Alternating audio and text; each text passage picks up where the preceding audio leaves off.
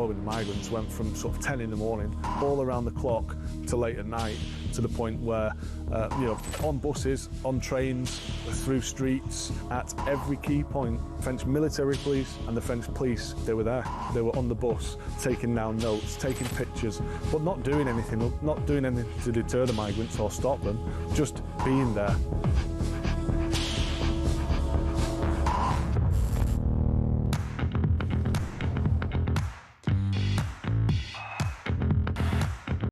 Across the UK, on DAB+, on YouTube, on your mobile, and on your side.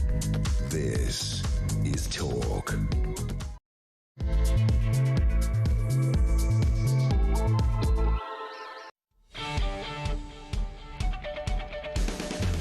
A very good morning to you. Just gone 6 o'clock. It is Thursday, the 12th of February, and it is Talk, of course, the home of common sense, the home of the hard-working alarm clock. Brick, good morning, wherever you're listening in the United Kingdom. As you know, on this show, the day's news through your eyes, your comments, your texts on 87222, and we're doing a prize this morning. It's a banana. You can get a banana for the first voice note to Christian. Bit of sympathy to Christian this morning. He's experiencing what I've experienced for 40 years, which is he's had no sleep because his daughter, bless her, is ill. I've tried to tell him, bit more medication, knock her out. It's not having that. Bless him. So go gently with him on the old voice note. Just go, well, just laugh at him. 0344 499 1000. Big M is here, and Tommy returns on the phones. Tommy is in the building. So much in the news. If you are waking up, if you're heading back from the night shift, if you're desperately just having a quick half an hour before the kids get up, what an evening again. Keir Starmer, the man who yesterday was accused by Kemi Badenoch of giving power to paedophile apologists. This is on the back of Mandelson. And then yesterday all about Matthew Doyle, a close colleague of Starmer's. Turns out he knew that he'd been supporting a councillor with paedophile links before he gave him a knighthood. Oh, your judgment, Sir Keir, is getting worse by the day. Last night, up popped Manchester co-owner Jim Radcliffe. Sir Jim, who possibly, to most people, is one of the most successful businessmen this country has ever had. Ineos, he created, he owns part of Manchester United. He said, and I quote, front page of the Express, UK has been colonised by migrants. He says the population has risen from 58 to 70 million, and we've stretched ourselves. He says 9 million people are on benefits, and the huge amount of immigrants coming in is not helping. He's questioned whether Keir Starmer is the right man to lead the country forward. Starmer's response, I think you should apologise. What, for being honest?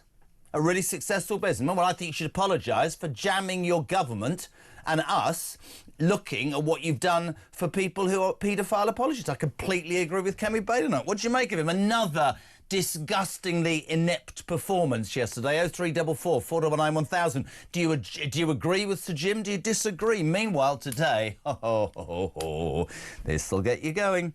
Labour have been accused of rank hypocrisy as they bring in a new law to let 16-year-olds vote. The change will mean voting rights will be extended to 1.7 million extra youngsters. The opposition parties claim the PM doesn't know what an adult is because he's trying to ban them from doing stuff like buying alcohol-free beer. So let me get this absolutely right. You can't buy alcohol-free beer, but you can vote for the next Prime Minister. Brilliant. You can't take your driving test, but you can vote for the next Prime Minister. Am I cynical and alone in thinking this is just a way for the Labour Party to think that they might get re-elected? And Kemi Badenoch, as I said, accusing Starmer of packing his government with the paedophile apologists for nominating Forum advisor Matthew Doyle for a peerage, despite the fact he knew that the guy had links with a man, Sean Morton, who admitted indecent child image offences in 2017. That is our Prime Minister. Happy to give his mates, you know, all of that. That's fine. But let's get really offended when Sir Jim Radcliffe comes out and speaks what many people in this country agree with. 0344 499 1000. Text to 87222. And as a bit of fun, and as it's my last show before Valentine's Day, bit of a twist. I'm not going to go, what are you going to buy your partner? What would be romantic? Great story today. Woman admitting that could get the Jeremy Carr show music. A dishwasher row ended my 20-year marriage. She walked away because the bugger, she said, couldn't do the dishwasher. So instead of celebrating the love of your life, What's caused the breakdown of one of your relationships? He or she still breathing? Give me a bit of fun on the text. Look back. Why did a relationship break down? Christian's told me he broke up with a woman because she woke up one day and looked at him and went, I'm out of here. 87222. Mark's not speaking so far, but we say a very good morning. Honestly, how excited will the men be? Day 3 of 4, by popular demand. Ladies and gentlemen, Poppy Coburn's back. Hello, good morning. You're like my early morning wife. I know, this is quite nice, isn't it? I wake up, my alarm goes off at 5:30. You've already been awake for, what, about 6 hours? I was up at 2:30 today. You know, I roll in, you look bright and fresh. I'm still getting the gunk out of my eyes in the morning. It's lovely to have you here. Thank you for coming back again. Let's start. Let's go straight to it. Front page of the Express. Sir Jim Ratcliffe, boss of INEOS, UK colonised by migrants, claims United chief. He says, immigrants are costing us too much money. You can't have an economy with 9 million people on benefits and huge levels of immigrants coming in. He's absolutely right, isn't he? Well, he's just speaking for what the majority of people in the country think. Isn't it so funny to see the reaction to his completely innocuous comments? Which, by the way, he's been fact-checked by all these people who go, well, he's very inaccurate because he's saying that this many people came since 2020, but that's not true. Well, the truth is that 11 million people have come, and this is not counting from beyond 2020, in the 20-year period from 2000 onwards, from the year 2000. So he's right? So he is right. He's just slightly wrong on the dates, which you would expect from someone who isn't a professional journalist. It's OK if he doesn't get the numbers always right. Let's play the clip, because it's brilliant. This is Sir Jim Ratcliffe saying, we're under threat. Have a listen, have a watch. I don't know whether it's just the apparatus that hasn't allowed Keir to do it, or he's maybe too nice. He's a nice... I mean, I know Keir, he's a nice man, I like him.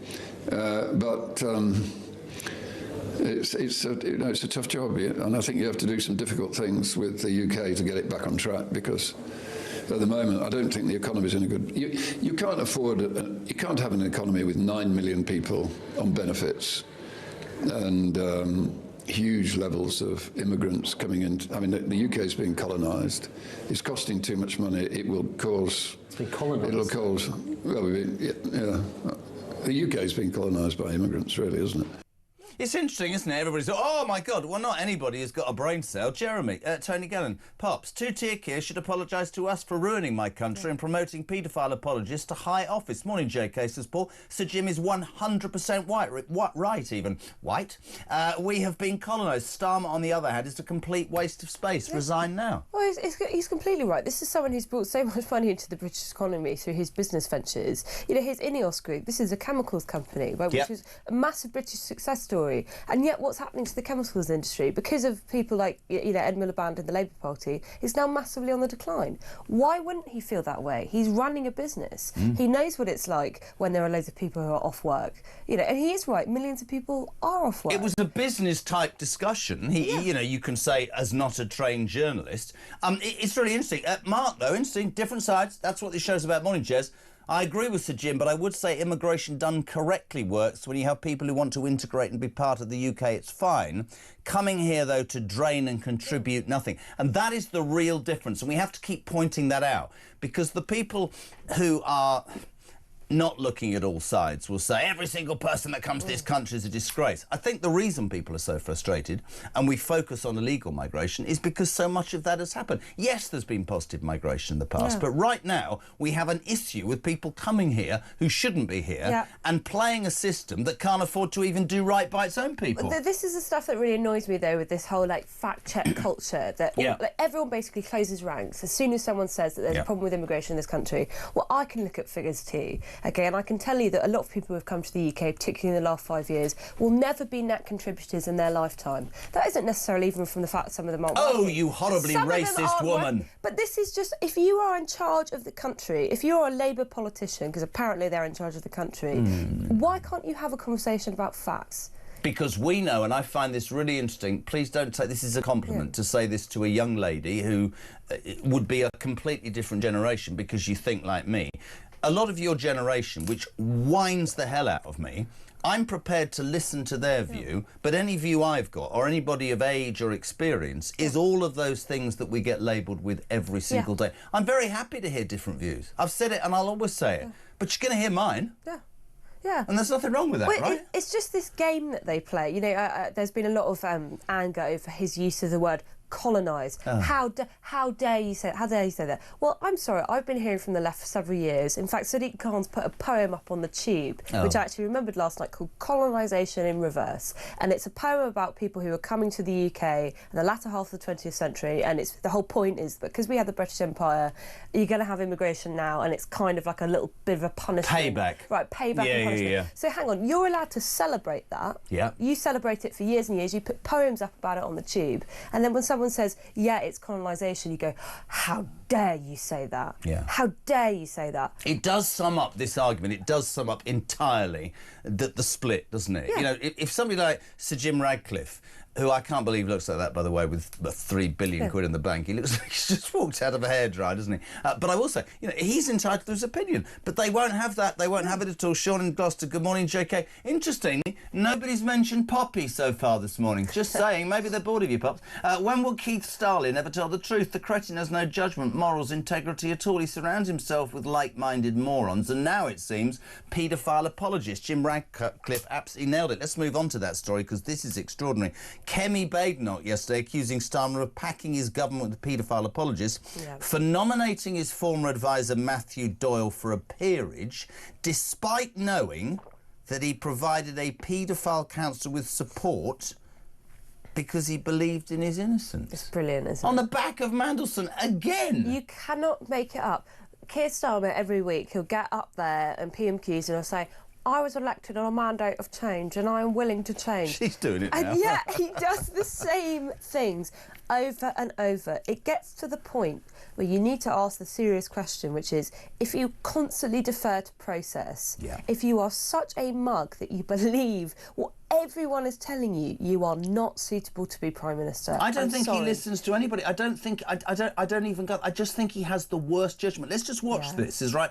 This was Starmer on Matthew Doyle, trying to backtrack furiously. Have a listen. Mr. Speaker, Matthew Doyle did not give a full account of his actions. And on Monday, I promised my party and my country there would be change. And yesterday, I removed the whip from Matthew Doyle. Change, breakfast clubs. How can you not, if you are told that a man has supported a paedophile on the back of everything that's going on, give him a peerage and row back? This was Kemi attacking him on Doyle. Have a watch. How dare he criticise us? We weren't the ones stuffing government with hypocrites and paedophile apologists. She's right, isn't she? She's spot on. She's totally spot on. You know, if it happens once, OK, well, that's pretty bad, but everyone makes mistakes in politics. How many times has this happened now? Yeah. Seriously, there's a serious problem within the Labour Party on this stuff. I think it's completely unacceptable.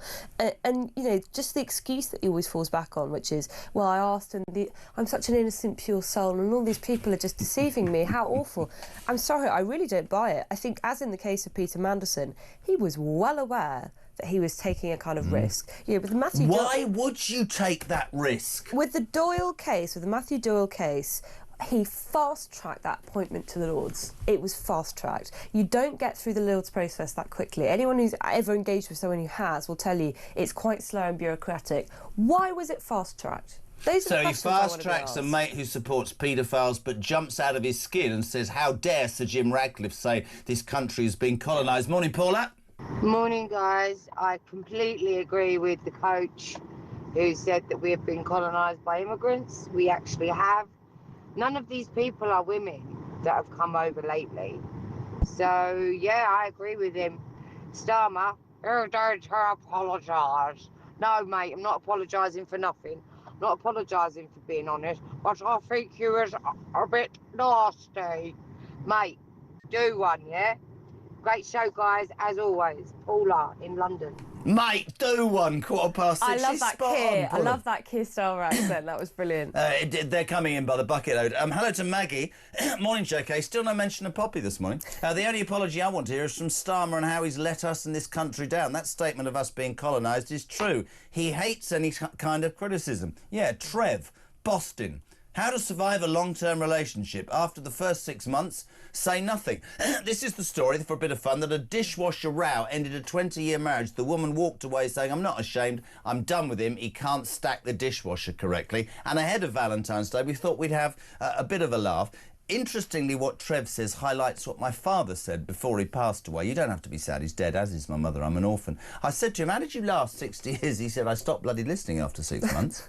Any story for us of a relationship ending weirdly at some point in your life? I'm trying to think. No, because I love my partner. I'm going to be with him forever. Well, yeah, I mean, of course. I'm trying to think if I've had any... I can only think of a depressing one, which is COVID lockdowns. Well, it's slightly hard to maintain a relationship with the whole country's locked down, but that's about it for me. It was a great way to excuse a relationship and get out of one, wasn't it? Morning, Nigel James. Can you stop pandering to the woke, Kyle? It is St. Valentine's Day, not Valentine's Day, you cretin, a Christian Saint's Day. Dropping the saint panders to those seeking diversity, says Nigel in Doncaster. Well, you can do one as well. Jez, Jim Radcliffe doesn't appoint paedophile apologists to top jobs. Starmer does. Sharon Miller, 1,000% agree with Jim Radcliffe. This country is full of lazy illegals on benefits that don't want to work and drain our system, all at the expense of taxpayers, costing our country a fortune. Well done, Jim Radcliffe, for calling this out, because our useless Labour government can't see this. That's from Sharon in Staffordshire. Thank you very much indeed. 0344 499 1004.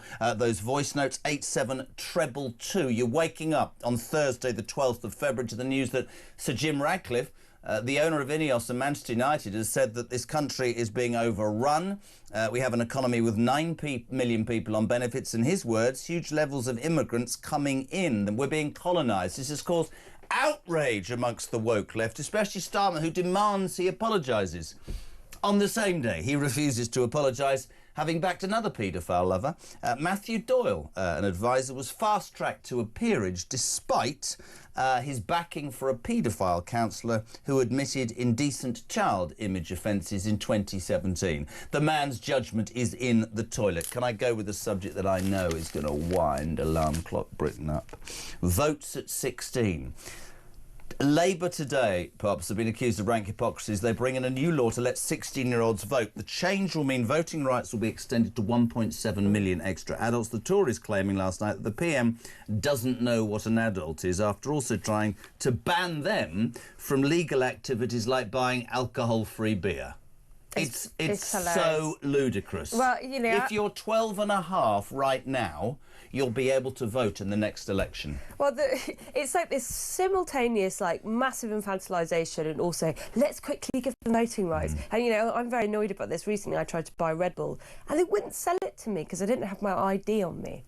A Red Bull. You know, I was on the train recently and they made me show my senior rail cards. Yeah, I mean, it's Thanks, mate. I would be very offended by that, to be fair. It's better to be too young. But I did say, like, seriously, like, I've got my work clothes on, here's my work badge. Do I look like I've come from school and I'm trying to steal a Red Bull so I can just have fun A Red Bull, not 20 Marlboro Lights and a bottle of gin. A Red Bull. But because, you know, it's now illegal, you have to do check 25 before you sell someone an energy drink. So it's this, like, they treat people like they are total idiots who cannot look out for themselves and have to be coddled in all aspects of life. But it's a cynical ploy, let's be perfectly honest. This is to get a younger generation who maybe aren't tainted by what the truth is, or maybe through social media. That's what they're doing. But that doesn't... I'm probably old-fashioned. I don't think you should vote at 16. I think it's too bloody young. No, I completely... And I worry so much about the education system and what the education system is telling our children. Well, I actually think no normal 16-year-old... I mean, I certainly didn't want to vote when I was 16. I actually wanted to buy a bottle of apple sours and go sit in the park with my friends. But there you go. Sours? Yeah. That's a retro, that's a throwback. Yeah. But, you know, what concerns me is the only people who will want to vote when they're 16 are, exactly as you say, people who have been told by the education system and their teachers, who might be quite left-leaning, go out and vote to stop, you know, the fascist reform government from coming into power, etc., etc. And I think it's a very transparent case of them trying to gerrymander the vote. What I will say, though, is maybe I have a little bit of trust in young people if they do go ahead with this. Who is actually going to go there on polling day and tick for Keir Starmer? Seriously.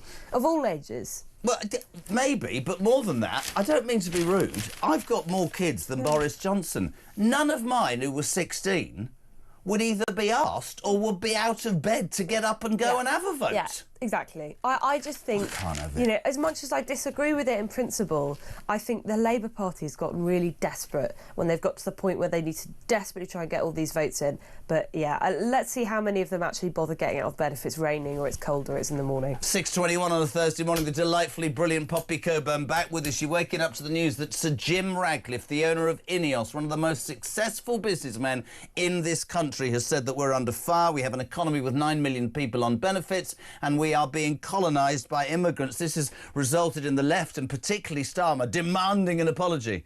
But he's not apologising for allowing another person with paedophile links, Matthew Doyle this time, to get a peerage. He was absolutely skewered at Prime Minister's Question Time yesterday. And I'd love to know your thoughts also on the fact that Labour wants 16-year-olds to vote in the next election. I can see it going down to like 5. Honestly, it's ludicrous. Your texts, your emails, your whatevers they are, get them in. Kev on Ratcliffe, good morning. Morning, Jeremy. Kevin in Sheffield. I don't disagree with Sir Jim Ratcliffe's comments yesterday.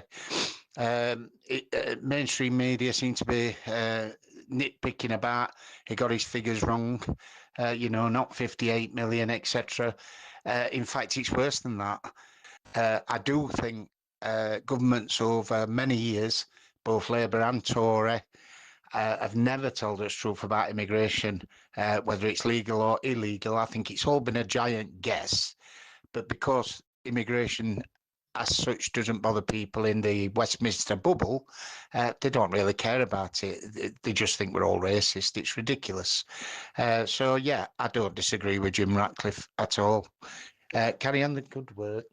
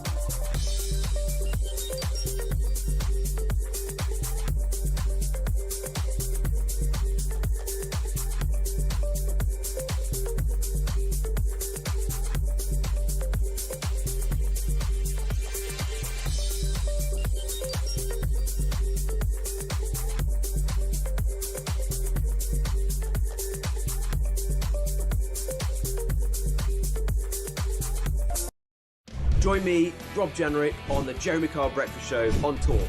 There's a lot of harm happening in the country right now. People feel like the country's in a mess. What does this say about our entire prison, justice? The whole thing's a mess like so much else. Well, it's a total shambles. Take away these human rights laws, which have got completely out of control now. I do believe that economies can be fixed and you can get catch-up growth and ensure that when people come here, they're detained and deported swiftly. Ring in, ask me any question. I'm here to answer.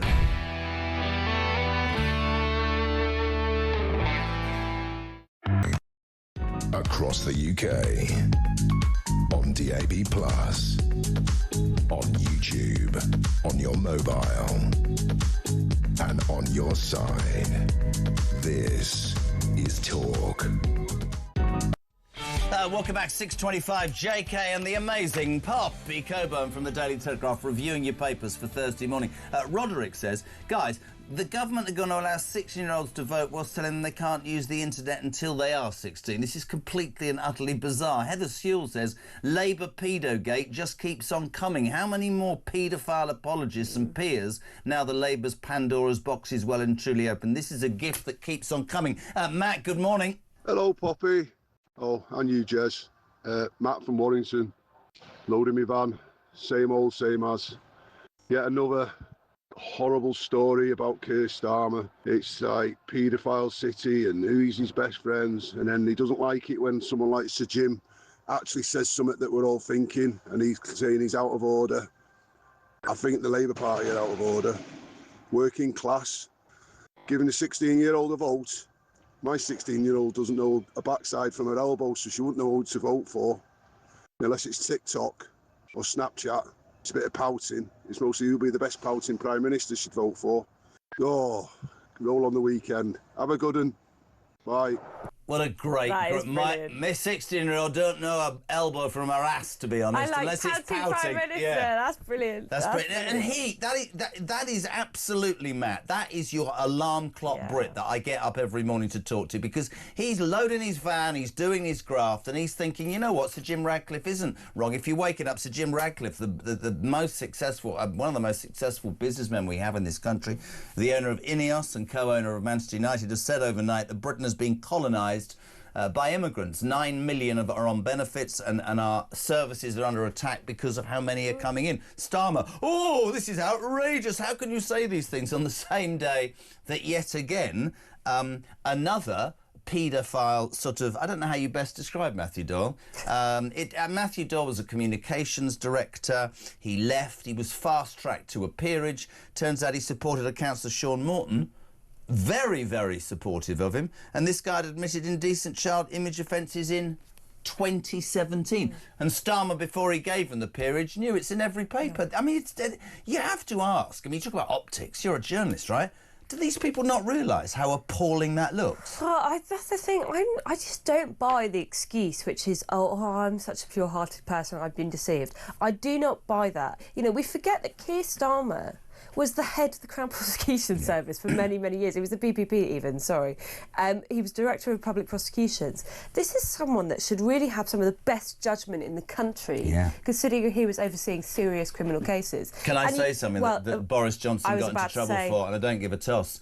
This man let Jimmy Savile through his grasp and tried to say I was nothing to do with it. Yeah, yeah. And you know what? The Labour Party, it does have past form in overseeing stuff, and this is all in the public record. You know, Harriet Harman, the paedophile information exchange in the 1970s, it's been widely reported on. You know, of course, she's said I was, you know, misled. I wasn't aware of what happened. But you have to get to a point where you go, how many people have been misled by this stuff? How many times have you got it wrong about the judgment of character for some of the most, like, depraved people in our society? If you are that gullible, get out of politics. And also, can I just say, if you think about it in a more wide sense, you've got the Mandelson saga tied into Epstein. They made him the American ambassador. You've got Matthew Doyle being fast-tracked to a peerage, which doesn't seem to affect Starmer, these two paedophile lovers, and that's what they should be called. And then it's it's shock, isn't it? Oh, I shouldn't have done this. Oh, they didn't tell me the truth. And yet what's glaringly obvious, and I'm going to keep saying this till they drag me out of here, not a word from his mouth about finally having an inquiry into hundreds of white English girls, right? Fact, check it, being raped. Yeah. By grooming gangs for years. Look at what Lucy Powell had said, where she was like, it's dog whistle politics, when someone was talking about the grooming gangs. You know, I wonder if they're concerned about the dog whistle politics again of Jim Ratcliffe just telling the truth that everyone else believes. They do not want to hear it when it's politically inconvenient for them to do so. You're absolutely right. They will ignore it. Steve says, allowing 16-year-olds to vote on one condition, they have to be at the polling station before 7 a.m. Yeah, that'll be good.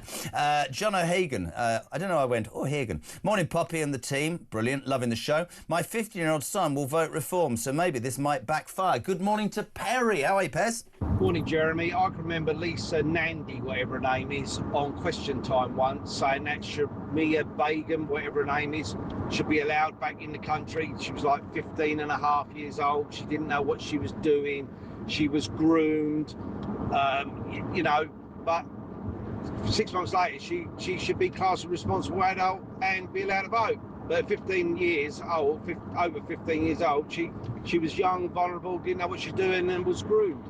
So, I don't know. And then, you know, a 15-year-old in 11 months can't go on social media, but at 16 they should be allowed to vote. Labour's policies are all up and down, and they can't work them out. Don't think anybody can work them out. I'm just looking at the headlines on Sky and the headlines on the BBC. Jim Ratcliffe, offensive and wrong, which just smacks, doesn't it? It smacks of people not liking the truth. So Jim Ratcliffe, according to Bill and Rumsey, was talking from a business point of view. Starmer and Davey showed their true colours, and this should show what it will be like in the future with these two out-of-touch leaders. We need to be honest with herself.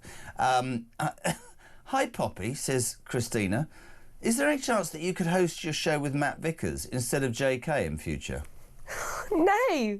No, we're a package deal. Absolutely not. It's fine, I don't mind, I'm 60. Dave in Aberdeen, we like Morning Poppy and that other old git. 16-year-old getting the vote, unless they can vote on their bloody phones, it's going to make no difference whatsoever. That's a really good point, by the way. Yeah. How many 16-year-olds on election day will actually get out of the pit and off their screens and go and do it? And it's desperate to me. It looks desperate, I don't know. Yeah, exactly. Well, you can't take a selfie in the polling booth, so I think it's going to be of limited use to a lot of teenagers today. Morning, Mike. He's got an overview. Morning, guys. It's Mike here from West Wales. Keir Starmer's lost the plot. Why is it these politicians never listen to what's happening at the ground floor level? It's embarrassing. The welfare bill's horrendous. Youngsters don't want to work. And we've got a clown like that running the country. There's just no hope. And as I turn 66 this year, having had my pension age extended, a lot of my friends have passed away and they never made their pensionable age.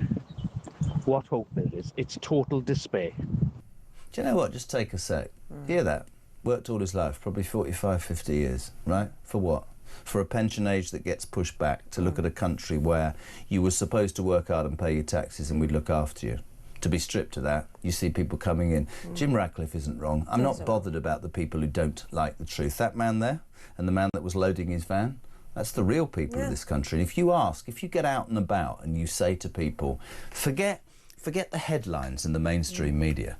The reality is, I feel, many people share it, others don't, opinions of what this democracy is about, that the very, very fact that the indigenous population are feeling so bitter and twisted is because they're right at the back of the bleeding queue, Pops. No, exactly. It's about fairness. And there's been no social contract in this country for a long time. And I feel it too. Like, I'm of the younger generation.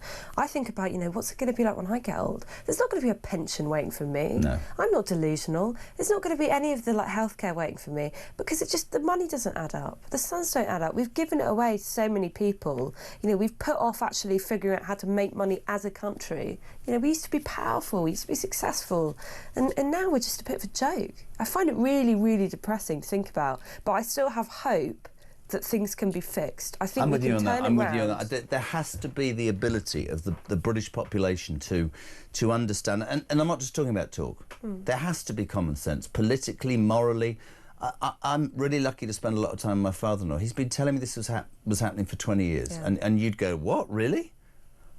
He's right. People need to accept that there is a different way to do this. Yeah. And I just think, in all, I'm going to speak to Isabel Oakeshott on a tick.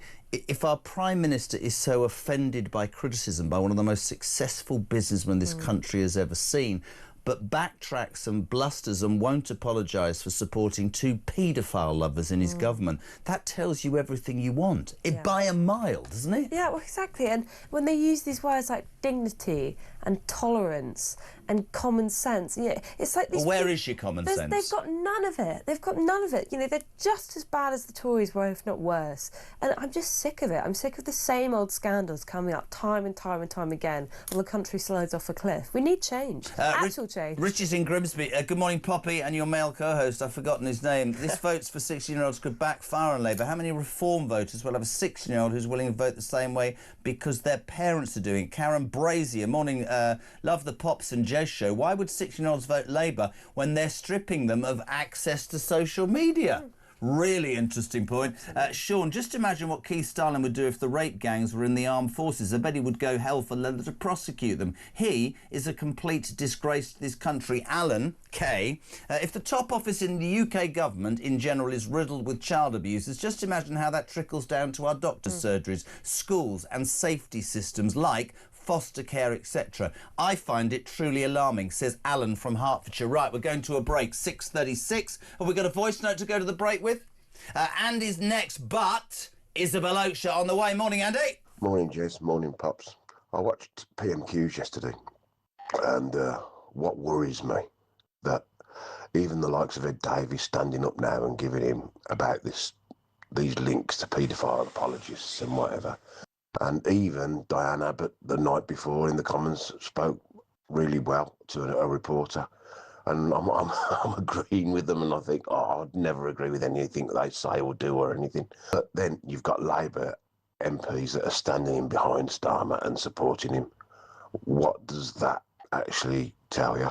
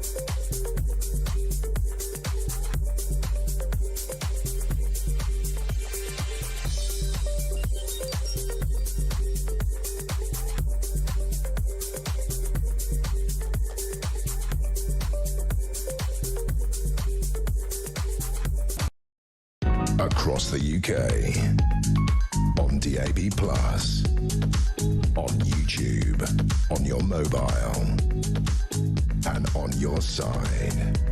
This is Talk. Welcome back, 22 minutes to 7 o'clock. We're live and exclusive across the UK to Talk Breakfast. JK and Poppy, she's here, day 3. You all right? Yeah. We're going to head to the Middle East. Talk's international editor. So good to have her on every day. Isabel Oakeshott, good morning. Good morning. Has it stopped raining yet? Don't wind me up. Have you got your engagement ring yet? Don't wind me up. Don't ask me that question in a week's time, and I think you might get a different answer. I know why, but there we go. Well, fingers crossed for you. Listen, I wanted to get you on. We always love your views, and as do the listeners. Keir Starmer, overnight, appalled that Sir Jim Ratcliffe, one of the most successful businessmen this country has ever seen, the owner of Ineos, would dare to say, and I quote, "Britain is being colonised by immigrants who are costing too much money." He added, "You can't have an economy with 9 million people on benefits and huge levels of immigrants coming in. It doesn't work." He's just speaking the truth, isn't he, Isabel? He's absolutely right. Now, what was a bit unfortunate is that he muddied his message by getting his figures wrong. He got his facts and figures wrong. He kind of suggested that there'd been 12 million extra people since 2020, which is not actually the case. It's more like 12 million since 2000. And that's a shame because it gave the other side some ammunition to say he doesn't know what he's talking about. But he does know what he's talking about. And we all see it. We all feel it.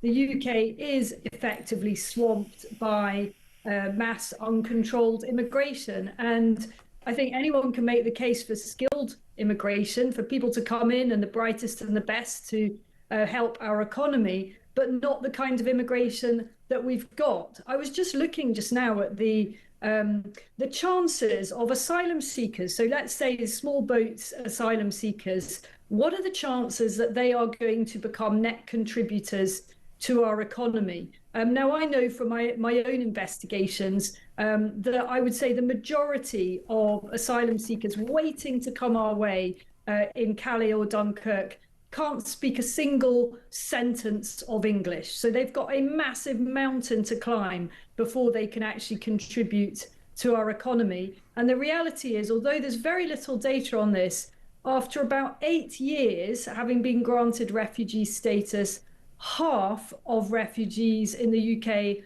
are still not contributing to the economy at all. How is that sustainable? It's not sustainable, and I'm with the people who say that he's talking about it from a business point of view. But the reason there's such, I mean, the horror and the shock, and our Prime Minister so offended that somebody would come out and say that he's incapable and his judgment is wrong and that we have a real issue in terms of the finance of this country. And yet, and this is what sticks in the gut of so many, Isabel, of this pathetically bad judging Prime Minister, is that at the same time he's outraged by Sir Jim Ratcliffe. How dare you insult immigrants? The man gets roasted again yesterday. We've had the Mandelson scandal. Now we have Matthew Doyle, pedo scandal number 2. The man who used to work for former advisor, who was fast-tracked to a peerage by Starmer, despite the fact that the PM knew that he'd supported a paedophile counsellor, Sean Morton, this is it. admitted indecent child image offences in 2017. Kemi stands up and says your government's full of pedo apologists. And who the hell can blame her? Because we've got a Prime Minister that will be offended if a businessman that is so successful would criticise him, and yet he makes bad call after appalling call again and again.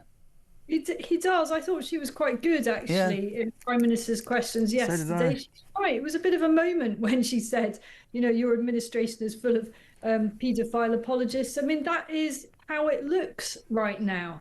And, you know, his judgment, time and again, his judgment is found wanting. So there is a huge row building over the potential appointment of a very high-flying career civil servant, Antonia Romeo, to the top civil service job in government, to be the cabinet secretary, Keir Starmer's top Mandarin.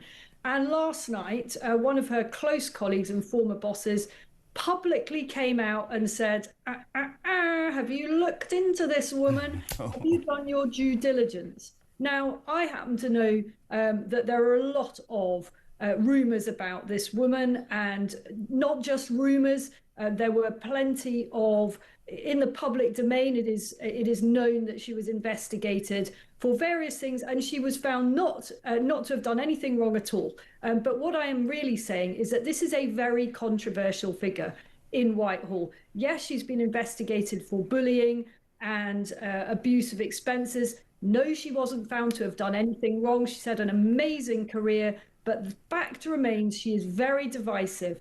And when that top former civil servant came out last night and delivered that, it was a kind of drive-by shooting, you know, live on TV, saying, I'm trying to warn Downing Street that, you know, you maybe need to do a little bit more checking on this appointment. That is quite a moment. Now, it may well be that Starmer goes ahead and appoints her anyway. I don't know what her former colleague is getting at when he stands there on live television and says, this may not be a good idea, guys, but I do know that Keir Starmer can ill afford another complete and utter screw up with a very senior government appointment. This is brilliant. This is Dame Antonia Romeo, who, as you said, that Starmer is considering making cabinet secretary as he blames another one of his closest, Chris Wormold, for the disastrous premiership so far. She was caught up in a bullying row. You're absolutely right to say that she wasn't found guilty. But if you're the Prime Minister of this country and you've recently been discovered that you fast-tracked two people with known links to paedophiles, one the most famous and vile paedophile in the world, the other who admitted it 10 years ago, you'd sort of think, wouldn't you, if I'm going to make an appointment in future, they've got to be squeaky clean. His judgment, I don't even know the right word, is utter crap, isn't it? He doesn't have the political nous to make the right decision on, it seems, anything, Isabel. That is how it seems. You know, you just are left wondering, is there no one else that he could appoint that wouldn't, you know, have all these enemies? And it may be very unfair. I do think that there's some sexism there. You know, she has done incredibly well. She will be a source of huge jealousy within Whitehall because she's got right to the top. She's had some amazing jobs. But I'm afraid also it is that slight feeling of no smoke without fire. And you do wonder, well, you know, given that there is that history, even though she was shown to have done nothing wrong, maybe at this point Keir Starmer might be wanting to be a little bit risk averse. I haven't got long. Very quickly, your thoughts on 16-year-olds can vote that the Labour Party want to sneak through. 1.7 million people. This is at the same time as trying to ban them from buying alcohol-free lager. This is just another attempt to get votes. You've got kids. My 16-year-olds won't get out of bed to vote and don't even know the name of whatever party's in power, man. Well, this is it. We knew they were going to try and do this. We knew they wanted to do this because they assume that will lead to a great flood of extra votes for the Labour Party. But I think they might actually be taken off guard on that one. I don't think it's quite as straightforward as that. I also think that probably most young teenagers, will vote as their parents have kind of brainwashed them to do. I mean, I've done my best with my kids, brainwash them. Not sure how effective it is. But I do think they're probably open to quite a lot of persuasion by their parents. So does it actually end up being anything better for Labour? Couldn't agree more. Now, we must have a bit of fun because it's all very serious. We've talked about Sir Jim Ratcliffe. We've talked about pedo apologists. We've talked about the voting age 16. I've got two beautiful women in my life at 6:45. Poppy, say good morning to Isabel. Morning, Isabel. Good morning.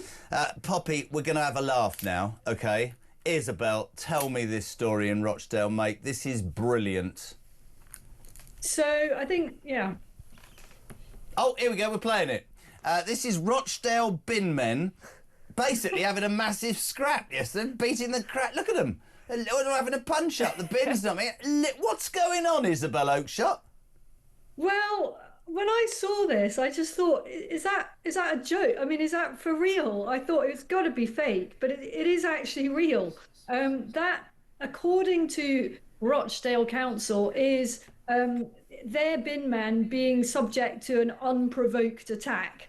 Now, if you look closely at this is, you know, we've heard about blue on blue attacks. This is yellow on yellow, high vis on high vis. What I think we've got here are two groups of high vis people. One are the bin men, and the other, I think, may be builders. This is just me speculating. Can I just say, for radio listeners, you're being very patient. There's a whole lot of men in the dark of morning in Rochdale and high vis beating the bits off each other. That's the best way to describe it, isn't it? It's unbelievable. It's another day in Great Britain. A proper mass scrap going on there. Just another day on the streets of Britain. Council says this is now in the hands of the police. They're sounding very defensive of their bin men. So who knows who was in the right, who was in the wrong. I just thought it was very funny, and someone has set it to quite funny music, so you'll find that online. Yeah, the music's my old man's a dustman, he wears a dustman's hat, he wears gold-blimey trousers, and he lives in a council flat. A spokesman for Rochdale Borough Council said, "We are shocked and saddened by this unprovoked attack on staff who were simply doing their jobs. Our waste operatives deserve respect and should not face any form of abuse while providing a public service. We will continue to assist GMP, who might or might not be under special measures, with their ongoing investigation and to provide support for the affected crew." Affected? They'll all wake up with black eyes. It's just like a big bloody smack up, isn't it? It's unbelievable. Isabel, I love having you on. Thank you for the Dame Antonio Romero point. I think that's very interesting. We'll keep an eye on who Starmer's going to have as his next cabinet secretary, somebody who apparently once was accused of bullying. And hopefully... just very quickly before you go, Valentine's Day on Saturday. I mean, this could be the beginning of the ring week. I mean, this could be the start. I mean, the next time we speak, you could have a right shiner, not on your eye like the binman, but on your finger, right? Well, here's hoping, Jezza. I mean, the thing is, he's now so afraid of you that when I said he doesn't like Valentine's Day, when I said I assume we're not doing anything for Valentine's Day, there was a long pause, and then he went, "We're going large." And I thought, because he's terrified of you. Well, I think it's pathetic, and I think a woman with your talents and your beauty needs to step up to the plate. Isabel Oakeshott, thank you so much indeed. We love you. In the Middle East, Talks international editor, Poppy Coburn and JK on breakfast. Good morning, Mick. Morning, Jeremy. Mick here from Lincolnshire. Up at 3 o'clock this morning, heading from Lincolnshire down to Redruth in Cornwall. 3.5 hours in, 4.5 to go. 16-year-olds voting. I'm ex-military, 24 years, so my mind is that a 16-year-old can vote for a government that can send people into armed conflict that they can't even go into themselves. Go figure. Great show, mate. Cheers.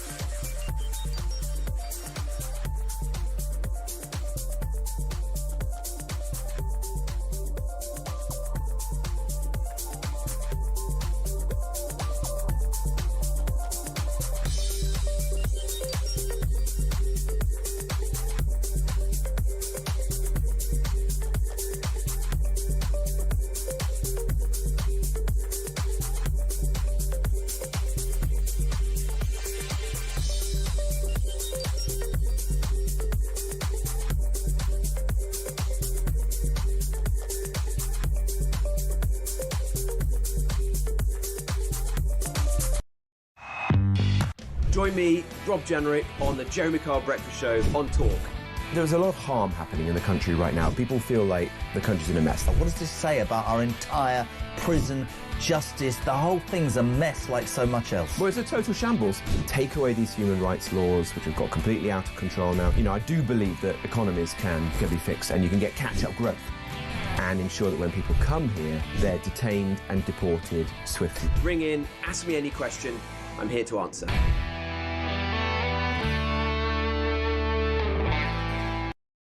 Across the UK, on DAB+, on YouTube, on your mobile, and on your side.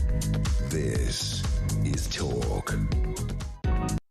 Welcome back, 8 minutes to 7 o'clock, Thursday, the 12th of February. Jeremy Kyle with Poppy Coburn at Talk, the home of common sense and the home of Alarm Clock Brits. Thank you for tuning in. And I said this, and I've been saying it since last Friday, for making this station, right, after everything we've been through, more listened to for a speech radio station for longer than any other station in the United Kingdom. You're waking up to the news. Poppy's with me. Sir Jim Radcliffe, who's probably one of the most successful businessmen in this country, has criticised Starmer, criticised his country and said that there is an economy with 9 million people on benefits and a flood or a colonisation, he called it, of immigrants. It cannot work. The left is absolutely outraged, but no word from the left about being outraged about our Prime Minister being caught out yesterday again for one of his mates, Matthew Doyle, being fast-tracked to a peerage, used to work for Keir, despite the fact the Prime Minister knew that he was friends with the pedo, on the back of Mandelson. Yeah, exactly. Unbelievable. And, when he's standing up there and going like, oh, this won't happen again, I promise change. It's like, it happened last week. It happened last week when Mandelson, morning, Pete. Well, Jez, here we go again, right, with this Jim Ratcliffe's comments. You know, it seems that anyone that's not on the left, or the far left, or the ultra-far left, or supports a certain religious aspect in this country, we can't have say. We can't have a say at all. We can't put anything on social media because we get slung in jail.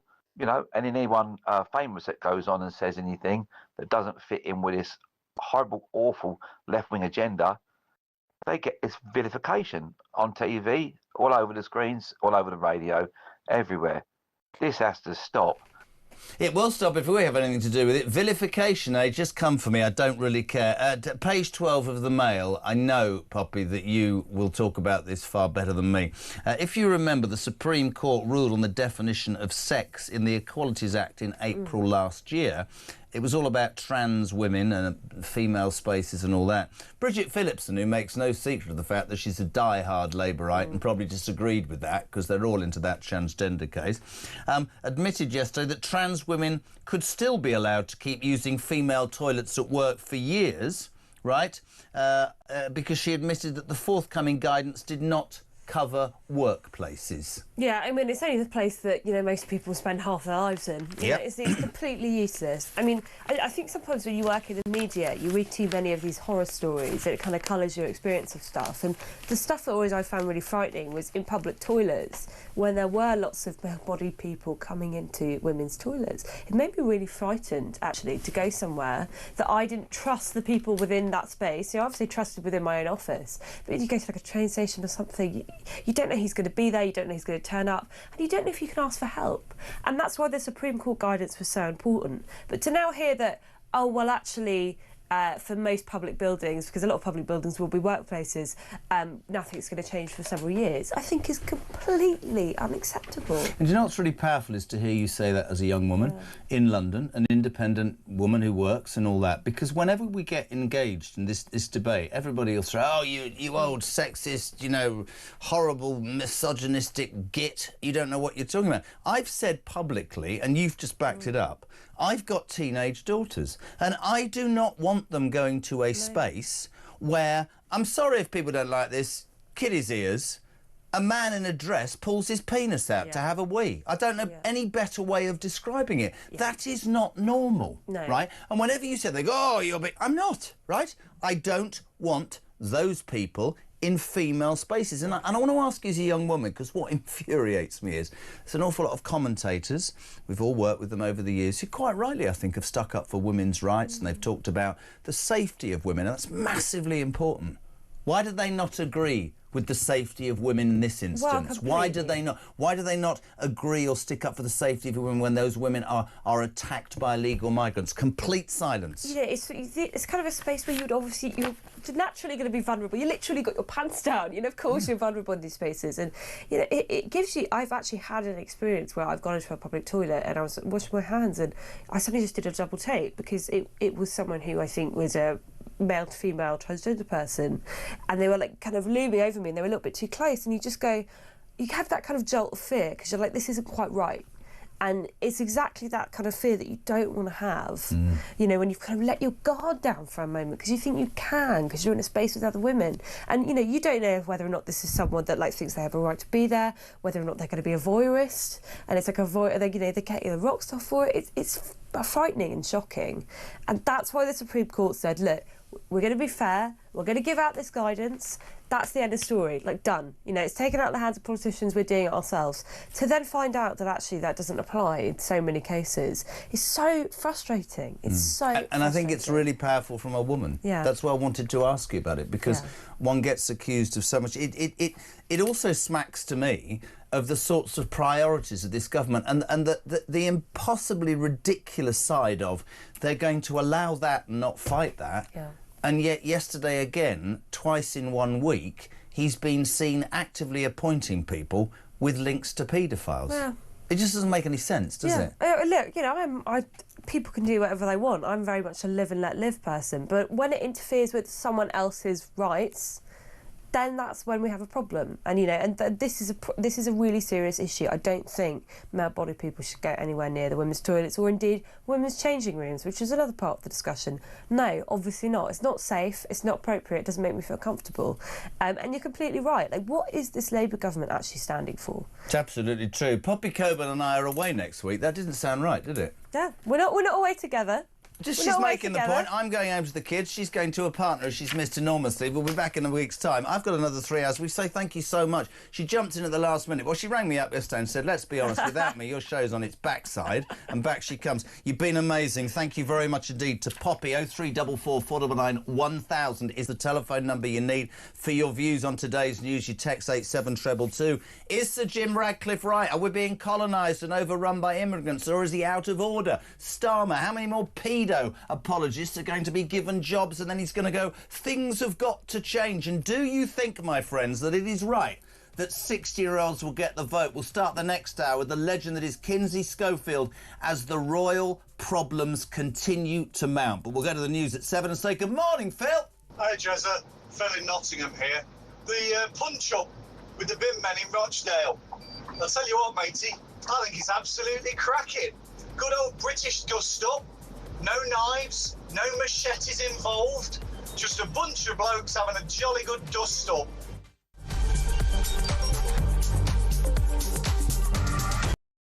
We reject, we reject. We reject, we reject. Behind me is the highly controversial location for the proposed super embassy. Tuesday is the deadline. Yes, this would be the biggest embassy in Europe if approved, if Starmer bows down to Beijing, as these protesters are saying. Behind me you can see nobody wants this. No repression at borders. We know that we have to stand up to the abuses of China. And what worries me is that we have a government right now that seems to be scared of China. What are you doing here at the protest? That's an interesting sign you've got there. Clearly you're not a fan of our Prime Minister Keir Starmer. Why is that? He's kowtowing to the Chinese government, right? A dictator regime. Robert Jenrick defected to Reform yesterday. He called the Conservative Party and Kemi Badenoch a leader with no backbone. She's obviously shown up here today and done a speech. It's kind of unprecedented to have that sort of flagrant support. What did you think about her speech and her backing this? I think any party backing our cause, like going against the building of the embassy, I'd say we welcome them. Why are you here today? So I'm Tibetan and I'm here to oppose the Chinese mega embassy being built here. unfortunately, we think the UK government might allow this to happen. And I think it sends the wrong message to people who have been oppressed by the Chinese government, who are still being continuously oppressed in free countries. There are lots of Chinese decisions which are being followed by Chinese police states. Now, we know that there are plainclothes Chinese policemen potentially in the crowd, so a lot of them want to stay anonymous, which is very understandable. Why are you here today?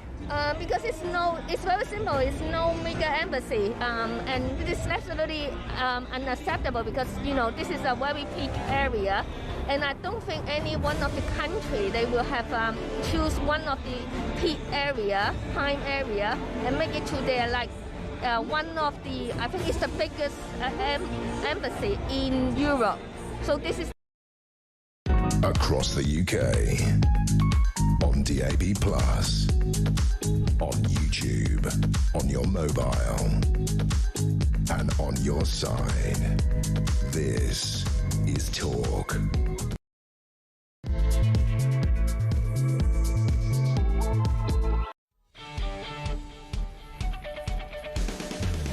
Welcome back, or welcome. It's the Jeremy Kyle Breakfast Show on Talk, of course. Excuse me, the home of common sense and the home of the alarm clock Brit. We welcome you to the show. Whatever your take on the day's news, your opinions matter on this show. 0344 499 1000 is the number for your calls and for those all-important voice notes. You can send your text to 87222. Get involved. That's what it's all about. This is not me reading the news to you. I want to know your take on it. You're waking up on Thursday, the 12th of February to... well, just the two-faced duplicity again of our Prime Minister. He was outraged last night after Sir Jim Ratcliffe, the owner of one of the most successful businesses INEOS in the world, said that Britain has an economy that can't work because it's got 9 million people on benefits and is being colonised by illegal migrants. The left have got, oh, this is outrageous. He's entitled to his opinion, and Starmer demanded his apology, but then yesterday afternoon in the Commons, when faced with the proof that Matthew Doyle, another aide who's been given a peerage fast-track that Keir Starmer knew he had links to a paedophile fan, still gave him the job. So that's 2 in 1 week, Mandelson and Matthew Doyle. No apology for that. But he wants Sir Jim Ratcliffe to apologise for saying something, and maybe his words didn't appeal to some people, but saying something from a business point of view that was true. You're also waking up to the news that Labour wants 16-year-olds to be able to vote. Cynically, I'm believing this is just a vain attempt to get anybody to vote for them at all, if you look at the opinion polls. But there we are. I love that on there. Infantocracy. Whoever came up with that deserves a prize. Good morning, Sean. Morning, Jeremy. Sean from Grimsby here.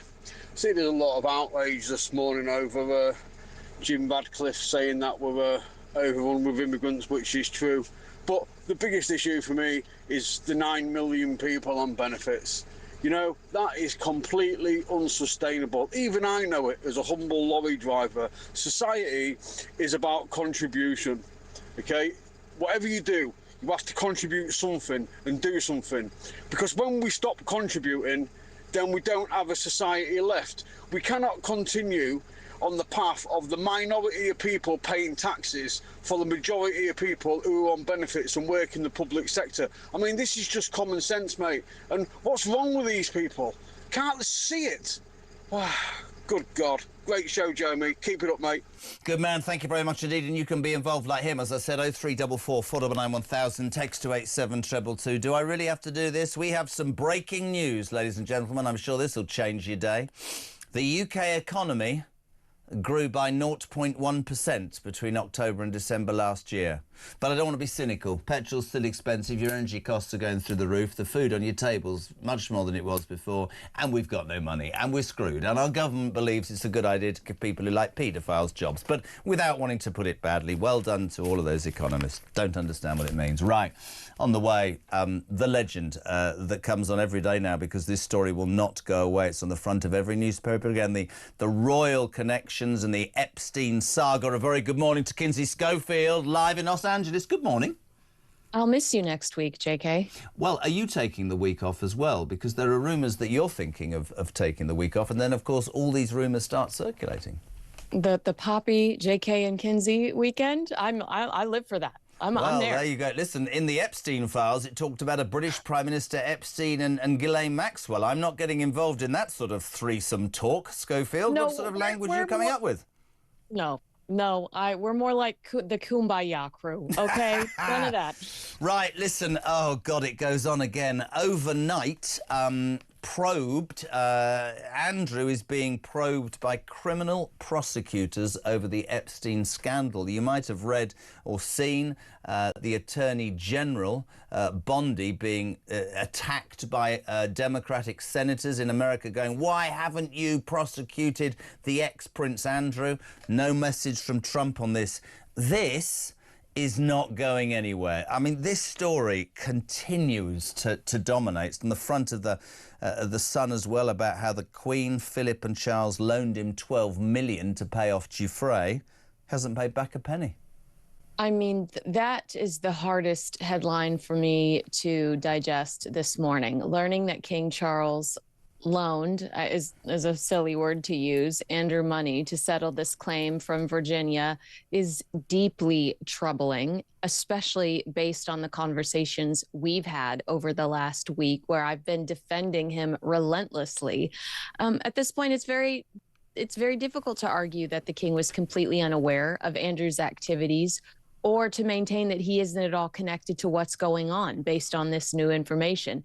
Even if the intention was to help a family member, facilitating a payoff to, there's no other way to translate it other than to silence an alleged victim. It's not a great look, and it raises real questions about judgment, accountability, and the optics of protecting a relative at the expense of transparency and justice. It's interesting. I couldn't agree more. I read that this morning and my jaw dropped because, of course, in the last few days when you and I and Andrew Loney have talked about this, people have started to say, well, what the hell did the Queen think the money was for? We know it was her favourite son. Does some of the blame sadly lie with her? Turns out that Philip and Charles were part of this. I don't know why you'd loan 12 million quid to a bloke who's skint. And it is absolutely right to say that now our now king is up to his eyes in it, because there is every reason for people to say you provided money to pay off a victim who'd been sexually abused, trafficked, whatever you want to call it, by the world's most vilest paedophile, and your brother used that money to try and stave off probing prosecution or whatever. And I go back, and I'll keep going back to this. I don't think the royal family has ever been mired in such a position. I think the king is in real trouble over this. I really do. I think you're right, unfortunately. And I mean, I will say, I talked to Tom Bauer yesterday, who wrote Rebel Prince, and Tom Bauer is, as you know, heavily involved in writing about the British royal family.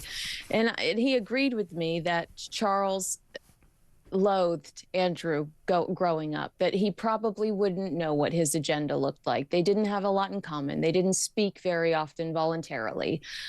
But here we have tangible proof that, I mean, nobody hands over such a significant amount of money without knowing why. I mean, I'm sure when there was a strategy session going on, the king, Prince Charles at the time, said specifically, why do you need this sum of money? And it was explained to him, and he handed it over. And, as we sit back and think along those lines and we paint that picture in our heads, it thoroughly disappoints us. I couldn't agree more. And we had a conversation, I started this on Wednesday, and the traction online was extraordinary.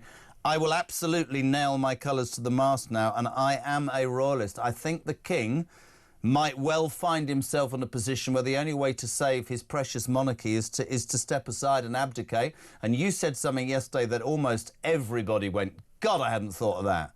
And you said, and I'll repeat it today, that you felt there was a good chance that he might well use his illness to step aside as he's mired on this, which would give William and Kate the chance, who weren't, of course, to start with a clean slate. That, constitutionally, when I look back to 1937 and Wallis Simpson, that is absolutely huge if that happens. Huge. But do we really think that he would do it? He's waited his entire life for this job. He was impatiently waited his entire life for this job. And I feel like it means the entire world to him. And I guess, to go back to what you said to me earlier in the week, or maybe it was even last week, I think I need to hear from him. I think I need to hear from him. I think that might change my heart. But right now, I'm very uncomfortable and almost, to be honest with you, embarrassed that I've spent the last few weeks defending him specifically because, you know, I have egg on my face today. I think there's many, and I'd include you and I on this massively, who are die-hard royalists who quite rightly, I think, have grown up and believed in the system. And I've understood that he wants to streamline it. But I'm like you. You just said, I'm not sure if he'd do it because he's spent his life growing up knowing this was his destiny. I would hope in his heart that the longevity or even the chance for the monarchy to survive, and I think it's that serious, will be based in his head and he'll know it's the right decision. I'm getting to the point where this is so murky. I mean, overnight, the other thing, Andrew Animal, quite interesting, is going to be probed by criminal prosecutors. I've said it until I'm blue in the face this week. If Peter Mandelson traded secrets with Epstein, he will go to jail. If the ex-Duke of York did the same as a trade envoy, and I don't think lukewarm comments like, we'll talk to the police from the palace, he should face exactly the same charges and the same fate. Because the British public and the public across the world, they've moved on from that entitlement. And that's the big problem the royal family have. And if they hide him or they pretend this isn't going to happen, I don't know, as a royalist, what the hell will come next. Genuinely mean that. Well, I am smiling at you because I don't know if you've seen the Mandelson emails between Jeffrey Epstein and Peter when Fergie gets caught in the cash for access scandal. But Mandelson specifically says in an email to Jeffrey Epstein that if Andrew had been elected to anything, he'd have to resign, adding that Ferguson seems so desperate about the cash for access. And the two of them, Peter Mandelson and Jeffrey Epstein, are actually strategizing how to help Sarah Ferguson get out of this scandal, saying that maybe she should admit she has, and there is no proof of this. I think that they're just, strategizing. Epstein says maybe she should say she has medication abuse problems and she needs to go into rehab. I mean, they're just, it's constant scheming. It's constant covering up for each other, to your point. And, we want accountability. These people are in leadership roles. These people are supposed to be held to higher standards, and their behavior is vulgar. Their behavior is embarrassing, and it's not a reflection of who we are. And these are people, elected officials, and even royalty that are supposed to represent us. I couldn't agree more, and I think for both of us, there's real frustration, there's real anger. I just want to ask you two things, and I ask you every day as this story unfolds. Do you think the King will abdicate over this? I mean, I don't think that Keir Starmer will. I don't think that the King will. I think that they are very stubborn and that their egos would not let them, if I'm being honest with you. Well, I think the people across the world might demand it. And more than anything, let me ask you this, and so grateful for you hanging on this morning. Do you think the ex-Duke of York will end up behind prison bars? Because I am increasingly beginning to believe he will. I think that that's more likely than seeing a resignation from either one of those men. Love having you on. Thank you for staying up late as well. The legend that is Kinsey Schofield, live and exclusive from LA. And this is just a daily story. It's all over front of the Sun. Credit card. Queen, Philip and Charles loaned Andrew $12 million to pay off Virginia Frey. I'm as guilty, Kinsey said. I've sat here and I've said this was the Queen, I loved the Queen, blah, blah, blah. Turns out Charles knew about the 12 million quid. What, you're going to hand over 12 large, are you? And not ask what it's for? How ridiculous. 7:15. The voice is going. 0344. I know you're happy. 0344 499 1000. Text to 87222. So much in the news. If you're waking up, it's about Starmer and Radcliffe and 16-year-olds getting the vote and pedo apologists, and how good to have on the former Downing Street director next of communications. My God, there's a vacancy right now there, isn't there? Guta Hari, good morning, sir. How are you? I'm very well. I won't be offering my services to Keir Starmer, rest assured. Breaking news on Talk. Guta Hari refuses the chance to go back to Downing Street and somehow get through this crisis, or, well, today's crisis. Guta, great to have you on, my friend. The news cycle that's been happening over the last few weeks, I mean, it sounds a terrible thing to say, but it's just, there's too much to cover. Let's start, if we can, with Jim Radcliffe last night, one of Britain's most successful, the world's most successful businessman, behind Ineos, of course, has come out and said that Britain as a business it's not sustainable. We've got 9 million people on benefits and huge levels of immigration coming in, and he's questioned whether that's sustainable, whether Starmer's the right person. But of course, the left they're completely outraged. He used the word colonisation. This is absolutely outrageous, and yet I get the distinct feeling that the silent majority, well, certainly everybody on this show this morning, completely agrees with him. Where do you stand? Well, I might not use the word colonise myself, but he's absolutely 100% right to point out that 9 million people are on benefits or on pensions, economically inactive, and therefore being paid for by everybody else. And that, as I see it, creates a gap and a draw for people who are perhaps harder working, with a better work ethic, and frankly with better skills than a lot of people we've unfortunately raised in this country, to come here and do those jobs that they refuse to or are unable to do. And so he's pointing out what the big problem is. And a great word of advice to Keir Starmer is, he says, sometimes when you're in leadership roles, he's talking about Manchester United here, you have to do things that are unpopular for a while in order to make things better in the long term. And the problem with Keir Starmer, he's bottled all the big decisions that would address welfare, and his proposals to address the other side of the coin, sort of migration into Britain, are really not having much of an impact. No, they're not, and he hasn't got. I've said it every day. The DNA, I believe, the political nous, just the sense to do anything. He's a robotic lawyer, but. You were a director of communications. Explain this to me.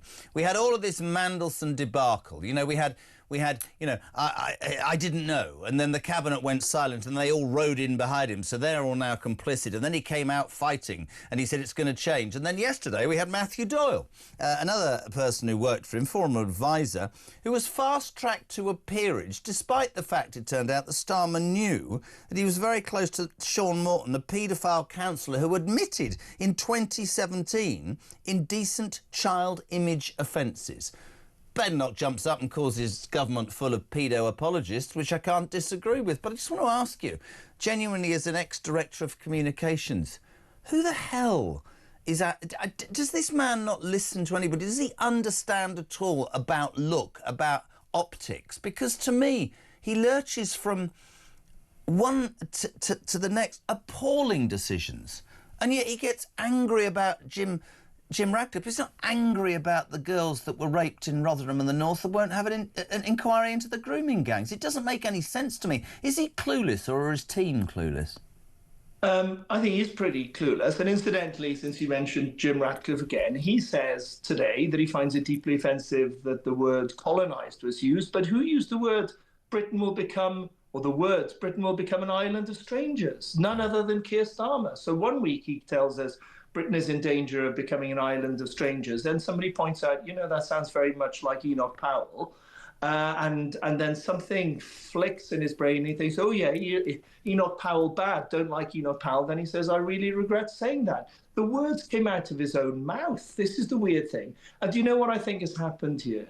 I think this is a man who's never grown up from being the cab rank barrister who takes a brief and he says, what's in this brief? Oh, this brief asks you to go out there and say that, you know, Britain is an island of strangers. And the following week, he goes to his clerk and he says, what am I arguing for today for a vast amount of money? And he says, oh, this brief tells you that that is deeply offensive kind of language. And he says, that's fine, I can do that just as well as I did last week. And he doesn't join the dots. And the rest of us look and think, maybe that works for you as a barrister. Maybe that's how you earn tons of money and live in a great big house in Islington, but it's not what we want of a prime minister. We want someone who joins the dots, who sees a screaming headline on the front page of one of our best newspapers telling him about Matthew Doyle and his support for a man who at that stage was already, you know, well known and well advanced through the legal process for being downloading pictures of paedophile stuff.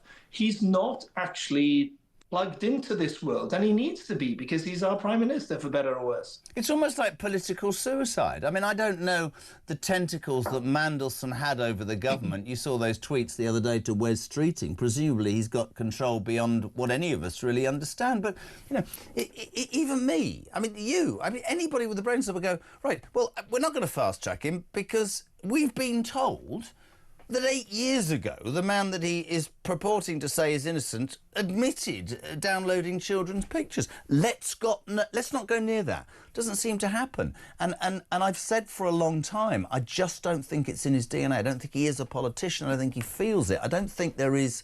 I mean, what is it? His tweet yesterday said about Jim Ratcliffe: offensive and wrong. Britain is a proud, tolerant and diverse country. Jim Ratcliffe should apologise. I don't tweet, but I tweet back. Ask the silent majority, and they will probably tell you that somebody like Ratcliffe maybe not did use the right words, but he's absolutely spot on, but he won't hear the other side, Starmer. And you said something as well that I thought was really interesting about, you know, how he sort of messes around and doesn't ever... I don't think he's proactive. I don't think there was a plan. I don't think that here there is a plan in his head. No, there isn't. And there's a brilliant piece by Tim Shipman that's due to be published in the New Statesman this week, that where he's talked to a whole load of people who've worked with Keir Starmer for years, and they say that he's not even intellectually curious. He doesn't have that. I wonder why this is happening, and what should I do about it? It's a fascinating sort of insight, but we can kind of see that for ourselves in just how he's acting. And for me, when Jim Ratcliffe says, as a successful businessman, that we cannot sustain where we are as the UK PLC, if you want, for these purposes, if we are carrying 9 million people, you know, some of them deserve their pensions, they've paid into it, but 9 million people economically inactive, it's like a bunch of us going down to the pub and only half the people are actually buying. That's not a recipe for a good time in the pub, and it's not sustainable for the UK. If we have 1 million young people, you know, who are at the peak of their physical strength and largely mental strength, who are not in education, employment, nor training of any sort, and we are paying them benefits. So you actually invest in yourself. You aim to go to university, you end up with 50,000 in debts. You actually sign on because you've got anxiety at the age of 19, and we will give you up to about £20,000 to sort of sit at home, you know, nursing your anxiety. I don't think that's a good thing for young people. It's not a good thing for the UK. And if we spend so much money on welfare, then we don't have money to protect ourselves from Putin, to defend the streets, to actually invest in infrastructure. And in my case, I'd like to take the burden off some of those students who are actually investing in the skills they need for a future that's going to get higher and higher in terms of skill level. Completely agree. Got a voice note which sums this up perfectly. Dan, good morning. Morning, Jeremy. It's Dan from Kent. So Keir Starmer thinks we're a proud, tolerant and diverse country. We may have been decades ago. That's before he was deemed as racist or far right for putting an English flag up. That's before illegal immigration has totally changed the face of our country. When you read every day young girls being raped, sexually abused, that's before hard-working Brits are just paying for those that want to sit about at home on benefits. That doesn't make me proud. I'm out working all week, away from home, don't see my family till the weekend. But for what? To pay for those that want to come to our country, not give anything, not be proud of who we are. My tolerance is running thin. I completely agree with him, Gooter, don't you? Yes, it's that business of going to the pub. You know, I love occasionally to sort of buy around for everyone and feel like, you know, the most popular guy in the pub, but you can't do that day after day after day. Go to the pub and, you know, the people picking up the tab get smaller and smaller, and the people drinking are getting to be a bigger and bigger crowd. I think it's basic economics, it's basic numeracy, and there is no prospect at all under Keir Starmer of addressing that. He's bottled the few modest attempts that his government has had at reforming welfare, and therefore there's no money, and therefore his own backbenchers are going to be frustrated with him. And the only interesting question is, when they topple him, which, you know, I still think they will pretty soon, do we get somebody who's got a bit more backbone, who will attempt to do those things and tell us a story and articulate where he wants to take the UK? Or do we go for someone who's even more indulgent of those woke voices on the Labour backbenchers and those lefty voices who want to spend even more money produced by a declining pool of people? Couldn't agree more. Just finally, before we let you go, and it's great to have you on, the other thing Labour are trying to get through today is to allow 16-year-olds to vote. This will create another 1.7 million electorate. The Tories saying the PM doesn't know what an adult is, after at the same time as allowing them to vote, trying to ban them from buying alcohol-free beer, which is just about sums up. I mean, this is a cynical vote grab, isn't it? 16. So anybody who's nearly 13 right now, who really doesn't give a toss or know anything about politics, could pick the next government. I hesitate to sort of question the ability of a 16-year-old to vote, because I've got one in this house and she's far more intelligent than I am. But she doesn't have to pay taxes. No. She doesn't have to deal personally with the consequences of voting for somebody who is economically illiterate. And I think that is a sort of relevant consideration. And I would also, just warn Keir Starmer, careful what you wish for, because those some 16-year-olds are actually still dreaming, as he is in his 60s, of a world where money grows on trees and you just decide how to spend it every day to buy off rebellions on your backbenches. There are a lot of very sharp, hard-headed young people now who are looking at the way Britain is going, and they see what, Ratcliffe sees. They are worried about, the job prospects for them and the taxation levels that will hit them when and if they finish university. And so they are not necessarily going to vote for a party like Labour or the Greens that has gone, way left of Labour now. They may well be people who want to go for, the other side, and quite far the other side towards Nigel Farage and reform. I think he would tell you that he's very popular with young men in particular. Really good to have you on, Guto. I hope you come again soon. Thank you so much indeed. Former Downing Street Communications Director, Guto Harry, there on Talk Breakfast 7:27. I just want to read this. Loads of them are there. Kaz in Hearts. This is absolutely brilliant. Morning, Jez.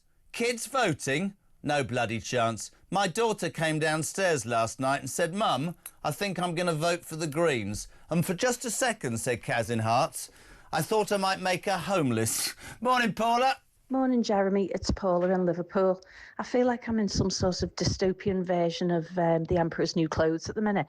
You've got senior business people in this country who are racist for telling the truth, for saying that we are being overrun and we cannot afford it. It's nothing to do with racism. It wouldn't matter where these people were coming from. There are too many coming into this country and we cannot afford it. We cannot afford to support them. When is somebody going to say the Emperor's not wearing any clothes? Thanks, Paula in Liverpool.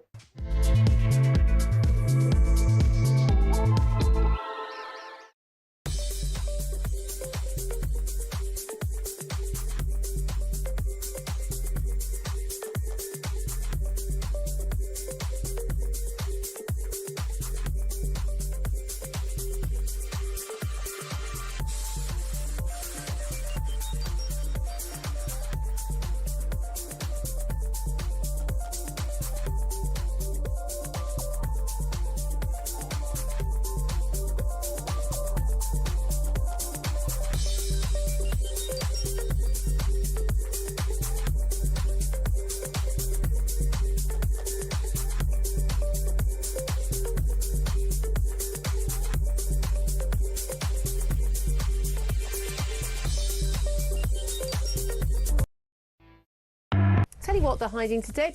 Mainstream media. The sex of the person who has killed 10 people and injured 25 others in a mass shooting at a school in Canada today. He is a boy who identifies as if he's a girl, but he's still a boy. This is a male crime.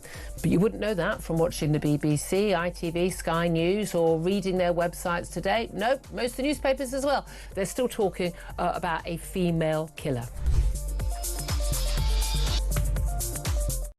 Okay. On DAB+, on YouTube, on your mobile, and on your side. This is Talk. Welcome back. Just gone 7:30. We're live across the United Kingdom. Talk Breakfast, the home of common sense and the home of hard-working alarm clock Brits. Thank you for making this, by the way, the radio station that is listened to longer than any other radio station in the United Kingdom. Fact, 7:31, 0344 499 1000 for those messages. Text as well, 87222. Chris, Jez, what the hell's going on? Really, what's going on? A political party in this country wants men using women's toilets. Nothing is being done about rape gang inquiries. And then you hear paedophile apologists are in top positions. I can't have it anymore. Tony says, hi, Nick. Right, brilliant. So this guy thinks he sent this to another radio station, which is fantastic. Tony, Starmer should apologise for his association with paedophile apologists. I absolutely agree with you, Dave. Hello to Paul Griffin. Paul says, I'm in Avon. Oh, lovely. How does I know? The very fact that Starmer thinks he can tell Jim to apologise says all that you need to know. Chris, what's this? Oh, God. Jess Phillips saying trans can still use a female toilet. So what about the male pervert who, when caught in a woman's place, says he is trans? This whole thing disgusts me. Loads of opinions. John, this is the should 16-year-olds be allowed to vote? Yes, say Labour. John says most 16-year-olds think the economy is something they catch off their mates in PE and their mums still have to sign the school trip for. Maybe Starmer should hold off letting them decide who runs this bloody country. And Kitty, I love that name. Regarding the votes for 16-year-olds, we all know which demographic of the most children have the most children and that their votes are taken off them and harvested for Labour. That's a very, very true point. Good morning to Carl. Hi, Jeremy. Carl here from Coventry. I'm just so disheartened. I mean, I've still got the fake bubbly on ice. I haven't been able to pop it yet because the moron's still in the job. Well, how long for? We don't know. But better the devil you know anyway. But the left, come on. The left wing, what's happening? What's happening to this country? I mean, if this was the right wing doing what the left wing's doing, the BBC would have it all. And that's what I blame. BBC, I mean, a lot of people, and I know a lot of people, if it's not on the BBC, it's not the truth.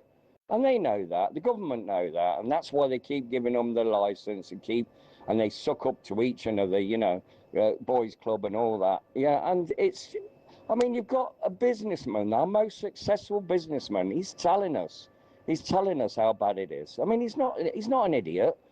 I really think Labour and the left are trying to completely destroy this country and leave nothing of it. They hate us. They hate us. Interesting. A very good morning to the former government advisor, my mate, the legend, James Price, is back. How are you, sir? I'm very well, and I'm very nervous that you're going to be mean about lovely Mummy Price's curtains in my background again, but I'm sure you'll be kind. There he is in a tank top in front of the shower curtain on a Thursday morning. JP, jeez. We haven't got long today, and I'd love to have longer, but mate, I'm so outraged by Jim Radcliffe saying this country is colonised, Keir Starmer, but I don't want to really answer questions about my mates who are paedophile lovers getting fast-tracked peerages. I just don't see that that's as important. He doesn't get it right ever, does he, man? I'm absolutely disgusted by what Jim Ratcliffe said. He said, I like Keir Starmer, he's a good man. I thought this chap had decent judgment. I expected better of him. What do you make? I mean, he's still hanging on. He's still hanging on. I think he'll hang on until the May elections, right? Why would you get rid of him now, install one of these other cretins, and then have them have to carry the can for Labour taking a ridiculously bad election results at the May local elections? So I think he'll hold on until then. But it doesn't change the fact that Jim Ratcliffe is fundamentally right about what he said. Okay, he got the numbers a little bit wrong, but where does the word colonise come from? It's Roman colonia. What did the Romans do? They would transplant Roman citizens into local areas that had been recently conquered, so use them as a reserve of manpower in fighting if emergencies broke out, and to spread the Roman language of Latin and Roman laws and Roman customs. And what happened to all those places where they spread those colonia? They eventually became Romanized and part of the empire. You can make your own conclusions to what I'm getting at there. Absolutely. Far more intelligent than me. Priorities. I mean, you know, we had Mandelson last week. I'm going to change. The Matthew Doyle thing. This is what I was just asking Guto. I'll ask you. I don't... As an ex-advisor, you've worked in the higher echelons of government. Does nobody tell this? This word I'm not allowed to use.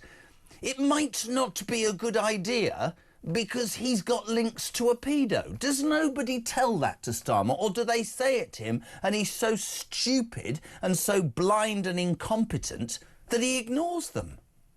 It is absolutely extraordinary, isn't it? Of all the U-turns that this rancid little Labour government have made in the last 18 months since they've taken over, all the pledges they've made that they've gone back on, all the lies that they've told, and the only consistent things they seem to be pushing on are trying to kill Granny, killing babies up to seconds before they're allowed to be born, giving away sovereign British territory, and supporting their friends who happen to also be friends with nonces. It doesn't seem like a particularly great record for 18 months in government, but what do I know? I'm only a former advisor to them. This stuff is extraordinary, and I think it does come from the fact that, as Gitta Harry was saying before, Starmer totally intellectually uncurious about these things, never wondered any of this stuff. They get into government and they ask the civil servants, all right, well, what do we do now? To which the civil servants technically said, that's what you're meant to tell us. But of course, we actually know the civil servants very happy with that answer and they can carry on running everything themselves. But I think even the civil service are looking and saying, really? Your priority, giving peerages and ambassadorships to people who are, let's put it, as Madeline Grant did in The Spectator this week, nonce adjacent. Nonce adjacent. Oh, that's my phrase of the morning. No, oh, hold on, we've got some breaking news. You can respond to this, where the little thing's going to come up. Breaking news on Talk Breakfast. The government this morning have come out all guns blazing, probably the one way to describe that, by pledging a further 500 million of your hard-earned money to Ukrainian defences. Your response to that, JP? Well, I mean, I think we should be in the business of backing democracies against evil dictators who invade countries. But where is the long-term plan about any of this? It doesn't seem to me that there is one. It was a few months ago that Starmer was coming out and saying, well, we'll put British troops along with the French troops on the front line of this. How many troops can we actually put out? We haven't got any money because the economy has been so badly managed. I think the stats came out this morning that the overall economy grew by 0.1%, which means given the increase of our population because of all the immigration people coming in, is actually a per capita, meaning per person, decrease. So a kind of personal recession continues. So we haven't got any money to actually put any soldiers out in the field. Are we going to do what Tony Blair did and send brave British soldiers into battle without the right equipment so they keep being killed? Are we going to trip the wire and end up in World War III against Russia? Do I think that Keir Starmer has what it takes to go and negotiate with someone like Vladimir Putin? I'd like to think so. I'd certainly back him if he tried, but I don't think this is the guy we want debating for us on the world stage, just as he's not the guy to be leading the country through all these other challenges. He's got to go, but I'm going to warn you, just to ruin everyone's morning, whoever comes in after Starmer from these little twerps in the cabinet will be more left-wing and therefore, by definition, will be even worse for the country. So we're not out of the woods by any means yet. Welcome to Depression FM, live across the United Kingdom. Mate, it's so good to have you back. You're the best by a mile. And can you just tell Mummy P that my personal curtain maker will be round at 10:30 this morning for a change in the house. But God bless you, Mrs. P. Thank you for coming on. 20 to 8. This is Talk. Phil, good morning. Good morning, Jeremy. This is Phil from Hearts. This Epstein scandal and his Epstein files, it's like a massive join the dot puzzle, isn't it? Every day another dot gets added to the puzzle. I can't wait to see what the final picture is.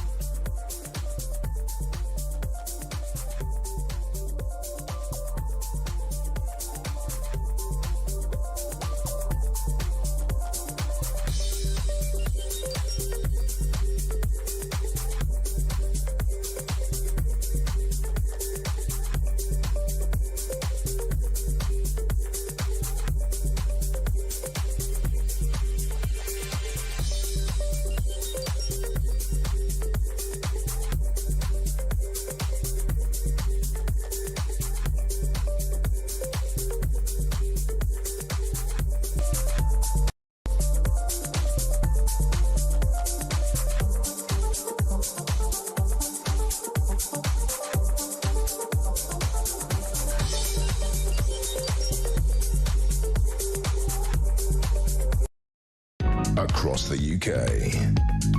On DAB+, on YouTube, on your mobile, and on your side. This is Talk. Welcome back. 20 to 8. In a minute, the author of entitled The Fall of the Duke and Duchess of York's Household, Andrew Loney, here in just a tick. Firstly, Jane Knock. Morning, Jez. Of course we are colonised. What will make that awful Sir Cardboard Starmer go far away? Any ideas? No, mate, we're all hanging on. Phil in Coventry, 9 million on benefits. Labour won the last election with just over 9 million votes. Gav, morning, Jez. Jim Radcliffe, 100% right. The UK culture is changing. I want the word Easter back on Easter eggs in our shop. Does it not say Easter eggs? We're not going into that now, are we? Jesus. Ian McDonald, morning, Jez. Great show. Sir Jim may not be right factually, but he's right in the fact that there needs to be some unpopular and courageous decisions to start to correct the balance and to start to protect the people of the United Kingdom, says Ian in Liverpool. Howard, good morning. There's only one demographic who will benefit from lowering the voting age, and they will vote for who they're told to. And couple that with removing the two-child cap, and you can see where we are headed. Hi, Poppy and Jez. God, she been there again. I believe Sir Jim is correct. The population rise in this country as I go around this country. You can see it. 10 years ago was nothing at all like it is today. John Peters, hi Jez. I can now see Bridget Phillipson saying that trans toilets don't apply to workspaces. So what was the use of taking the NHS to court over safe sex places? There's so many of these, and I'm so absolutely aware that I should do the right thing and read them out. Sorry, we will get Andrew Lowney. We're just having a few technical problems getting him. Morning, JK. 3 cheers for Jim Radcliffe. So no Starmer. He does not have to apologise for saying that what we all think, and Starmer once again putting illegal migrants front and centre. The diversity crap he keeps spouting, I'm sick of it, says Margaret in Birmingham. 17 minutes to 8. A very good morning to a man who quite literally sets this station alight. Andrew Loney, how are you? Very well, thanks. Sorry about the technical problems. No problems, it's just sound at the moment, but Andrew, it's fine to have you on. This whole debacle that is engulfing the royal family shows absolutely no sign of going anywhere. Today, on the front of the Sun newspaper, a royal exclusive that simply shouts out what I think could literally lead to major change. Credit card, Andrew. The Queen, Philip and Charles loaned Andy 12 million to pay off Virginia Giuffre, and he hasn't paid back a penny. But Andrew Loney, the point is this. King Charles is now completely up to his neck in it, isn't he? Yes, he is. I mean, I think, we need to see how he behaves in the next few days. But he's claiming he's going to cooperate with the police. But I know that he, in fact, is telling protection officers not to talk to anyone. So it's quite the opposite of what he's saying in public. And I do worry that this is all just performative. It's all sort of smoke and mirrors, and that there's no real commitment to being honest about how much the royal family knew about Andrew and what they did about it. This is a problem that they've known about for years. And they've tried to sort of brush it off the carpet. And I'm slightly concerned that they're at the sort of crossroads now. Do they actually deal with this, or do they continue to sort of stick their head in the sand? I don't think the British people, I'm afraid, and I'm a royalist, will allow them to stick their head in the sand. For me, when I woke up and I read this, you and I, Kinsey as well, have been questioning over the last couple of weeks not the legacy of a woman we all adore, but, the Queen, 12 million's 12 million. This was on her. But this morning's exclusive, Andrew says, Philip also no longer with us, King Charles was part of that money. You do not loan that unless you ask what that's for. I completely agree with you. You don't loan 12 million quid unless you ask what it's for, even if you are the future king. I honestly believe he's going to have to abdicate. I genuinely do. Well, I mean, he certainly knew about it. The fact is that there was surveillance of Andrew, there could have been PPO reports. So he's been aware of the problem, and I just don't understand why he hasn't dealt with it earlier. Criminal prosecutors overnight admitting that they're looking at Andrew leaks. I meant to ask you this yesterday. I believe Mandelson will go down for what looks like trading secrets whilst he was a cabinet minister. The vultures seem to be circling around Andrew. Last night, a Democratic senator attacked the Attorney General Pam Bondi and said, why haven't you started? It might seem that it's all on him, but I can't see him getting out of this. Well, I mean, exactly. If they investigate Mandelson, they have to investigate Andrew. I think a simple thing could be that he actually has to address a parliamentary committee. He doesn't have to go and talk to the Senate, but he could certainly be compelled to give evidence here. And I'm not sure why that hasn't happened. And indeed, Sarah Ferguson should be asked to give evidence. I mean, she was party to this. She was often staying at Epstein's homes. There are more numbers for her in Epstein's black book than his. So I don't know why she's got off scot-free so far.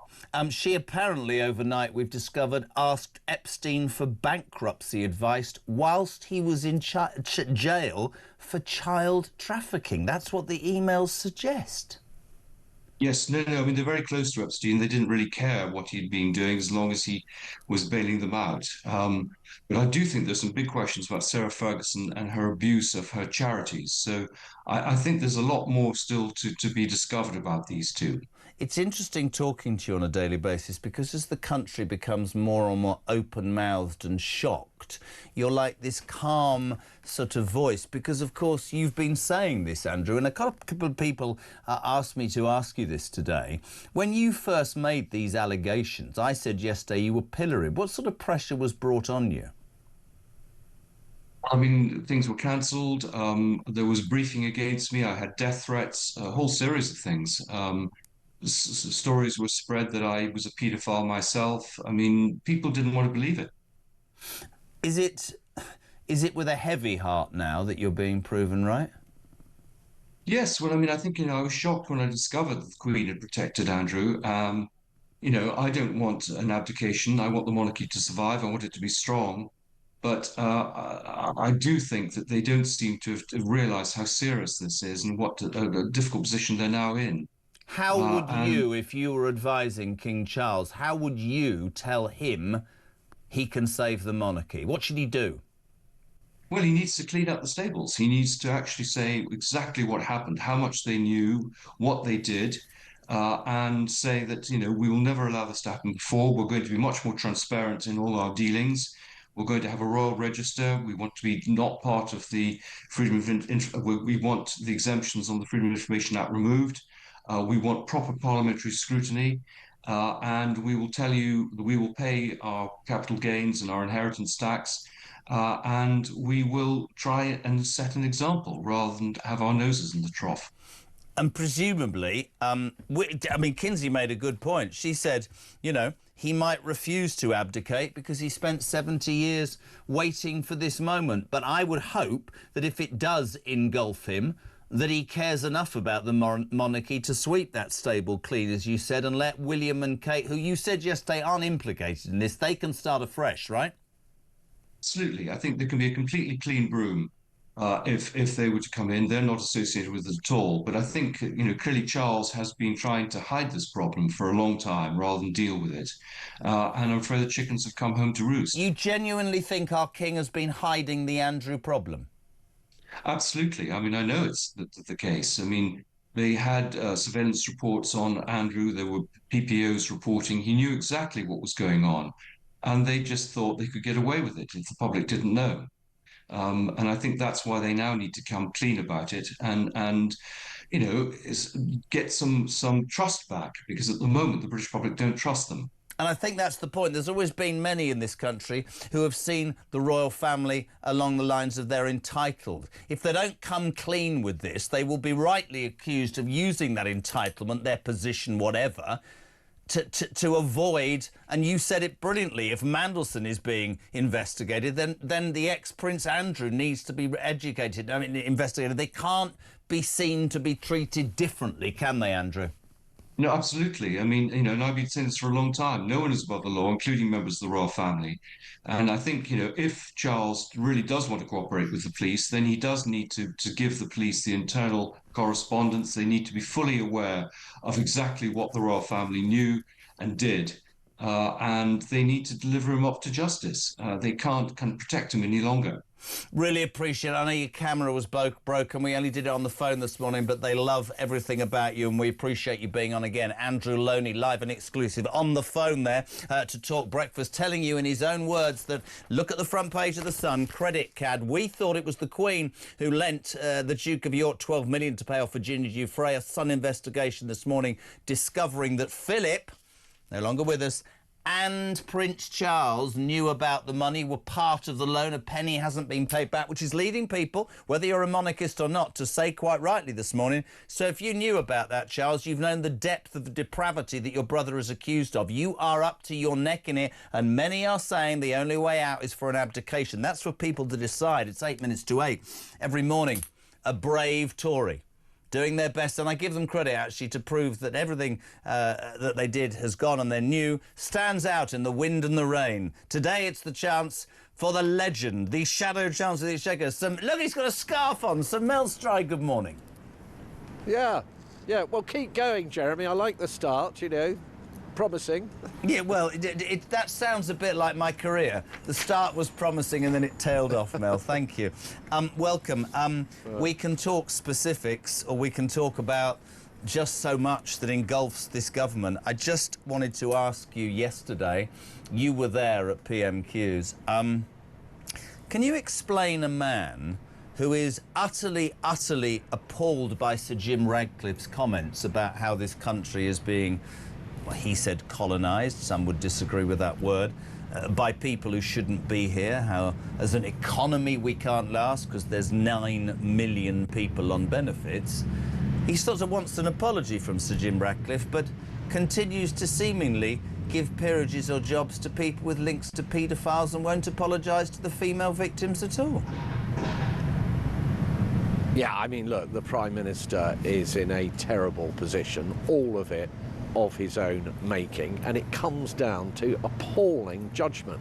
And if you look at the Epstein affair with Mandelson, that appointment made at a time that he knew that there had been continued contact between Mandelson and Epstein, and then we look at the issue of Lord Doyle, his elevation to the Lords at a time when it transpires the Prime Minister, of course, knew before he took up his seat in the Lords that he had been supportive of somebody who had been charged with the most heinous sex offences, including the dissemination and ownership of indecent images of very young girls. I mean, the mind boggles. He is kind of in office but not in power at the moment because of all this chaos. It's totally a distraction to the real deep challenges that our country has, particularly economically, and of course they're not being addressed. And one of the things we've discovered, Jeremy, out of the revelations from the email exchanges between Wes Streeting and Peter Mandelson is that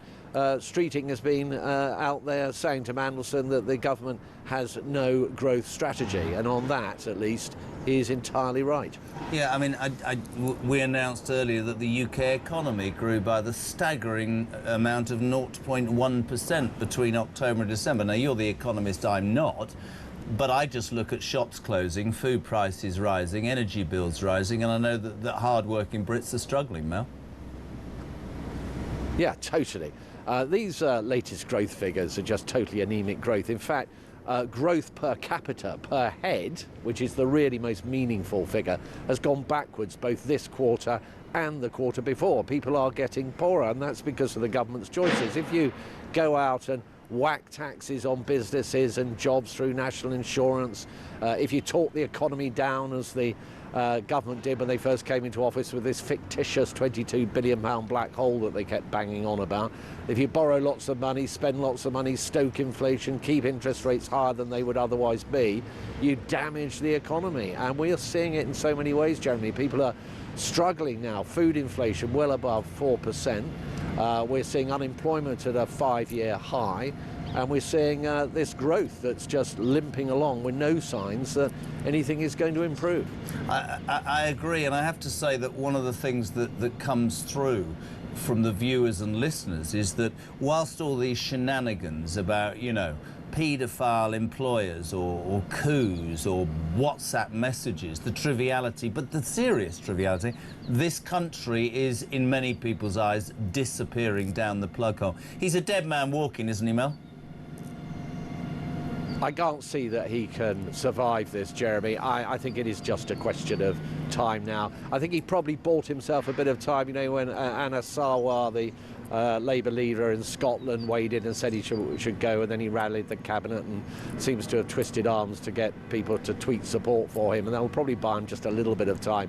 But there's going to be so much that will come out of the information that's now going to be disclosed in and around Peter Mandelson. One's got to imagine there's going to be a lot of very awkward things in there, and the lack of confidence that the Parliamentary Labour Party has in this Prime Minister, probably very bad election results in May. All of it tells me that at some point he will have to go. It's always great to have you on, and we can celebrate this morning, Mel, because we're getting people back to work, because those three idiots that usually stand behind you with placards seemingly are no longer there and have returned to employment. Jeremy Kyle and Mel Stride making a difference. Thank you, my friend. Very good to hear from you. Mel Stride on Talk. The news at 8 is next.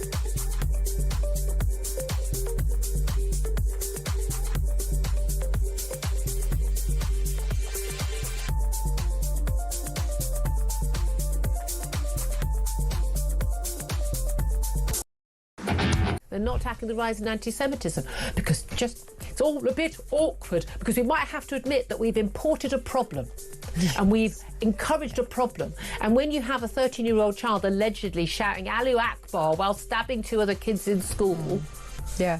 If that isn't your wake-up call, something is going horribly wrong and we need to deal with it. The grooming gangs weren't enough of a wake-up call for you. I don't know what is.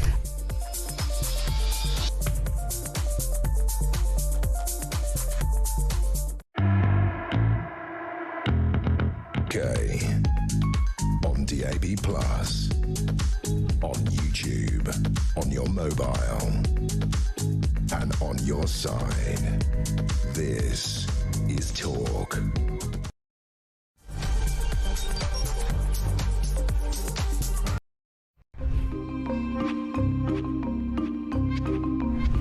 Hello from Crowborough, where the local residents are enraged with what has happened to their community merely overnight, when just 27 single male asylum seeker illegal migrants were bussed into their military training camp. Behind me are local residents, people from all over the country. Shabana Mahmood has said that this is an effective way of getting rid of those expensive, flashy asylum hotels. But unfortunately, these people are still placed within the community.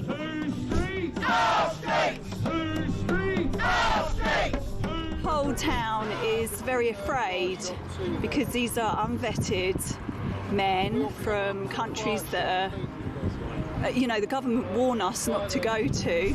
I've got an 18-year-old daughter and she gets the bus opposite camp. Do you feel safe for her? No, so that will have to stop. Right. We'll either have to wait with her or take her to wherever she needs to go. The reason I'm here today is because I live in Crowborough and my family. I've got a wife and children, and just worried about, you know, my wife walking to work and my sons, you know, walking about. Anything can happen, can't it, that nowadays and age, all what's going on, what's happening in this country. So I'm just concerned and frightened, you know. There was support from other towns, other communities, because of course Shabana Mahmood has threatened other communities, and she said they're going to open site after site after site. Well, I would hope that if she's going to try and do that, she learns some lessons about the way she's done it in Crowborough, because this is not finished. We are not finished objecting to this plan. Grover says no! Grover says no! Grover says no! We would urge her to reconsider, and whatever she does, she needs to talk to the people that she's imposing these things on. If you had a direct line to Keir Starmer and Shabana Mahmood, what would you say to them? Look after your most vulnerable first. It's your priority to look after your vulnerable.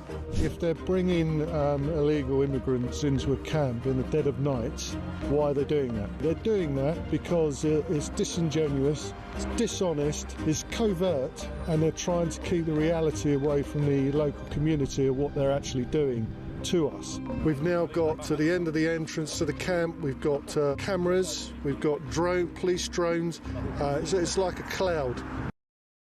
Across the UK, on DAB+, on YouTube, on your mobile, and on your side. This is Talk.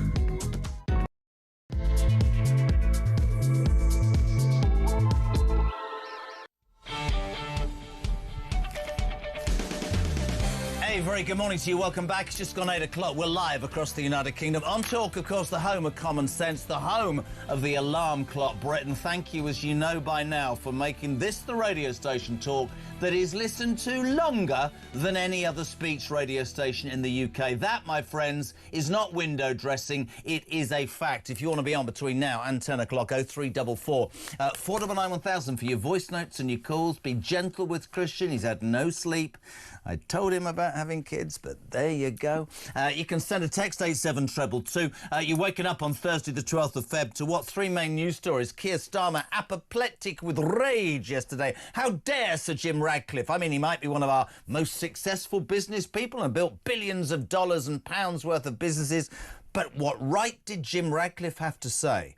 That from an economic point of view, this country is not going to succeed with 9 million people on benefits and a colonisation of illegal immigrants. The left naturally have jumped up. You can't use words like that. It's outrageous, including Starmer.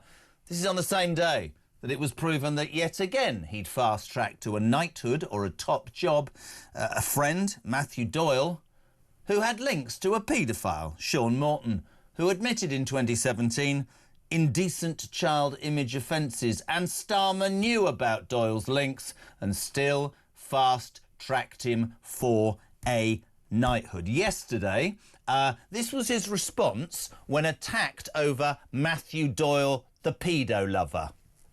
Mr. Speaker, Matthew Doyle did not give a full account of his actions. And on Monday, I promised my party and my country there would be change.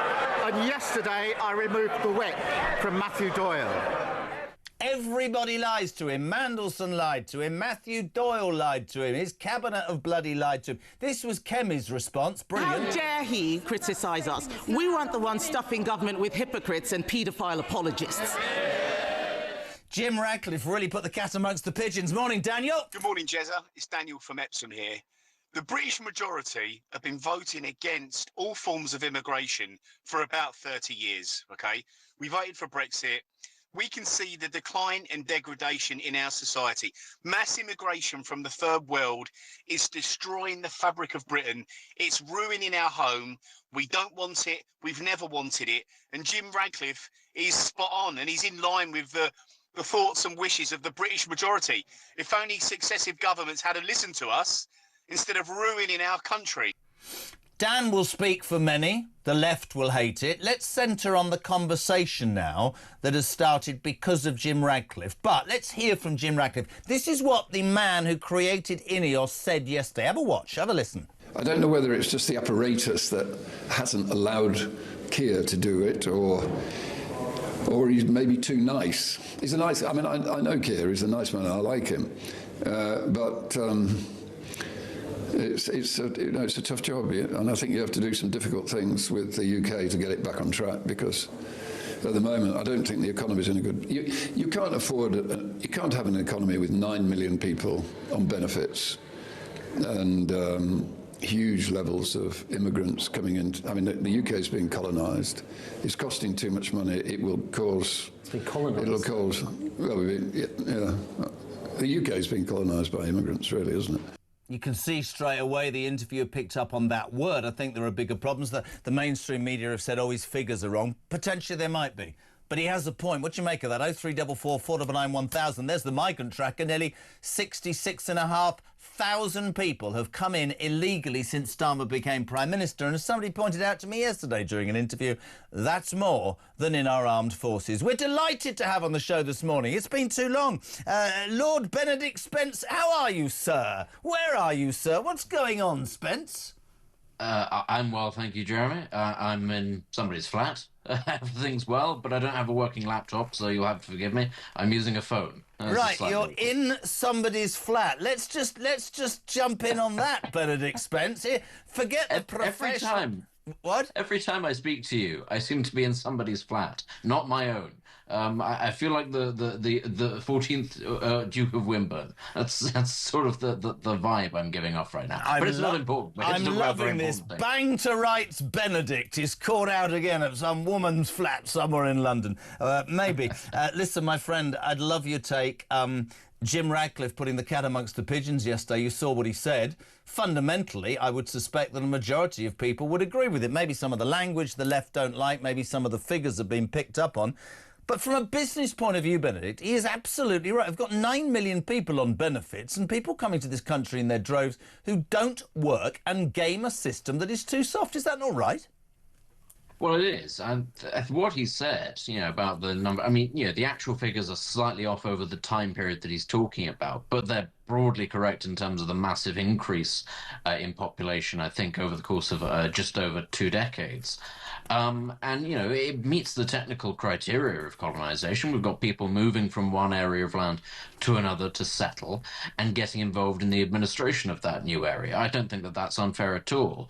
Whether or not it's, this is part of the problem, isn't it? That you've got people who talk about colonization as a sort of a nefarious thing. It's not necessarily. It can be sometimes, but it seems also perfectly justifiable for people to use words like decolonization all the time, as if, colonization is sort of a part and parcel of everyday life. What's also really kind of interesting is, of course, you've got lots of politicians turning around and saying it's disgraceful that Jim Ratcliffe is saying that the UK has been colonized. It's not been colonized. But you have lots of other people, a lot of commentators, certainly ethnic minority ones, turning around saying, yes, well, what did you expect? You colonized our place, where we lived. So you've got two different sets of people, one saying it hasn't happened, and the other saying, well, it is happening and it's good.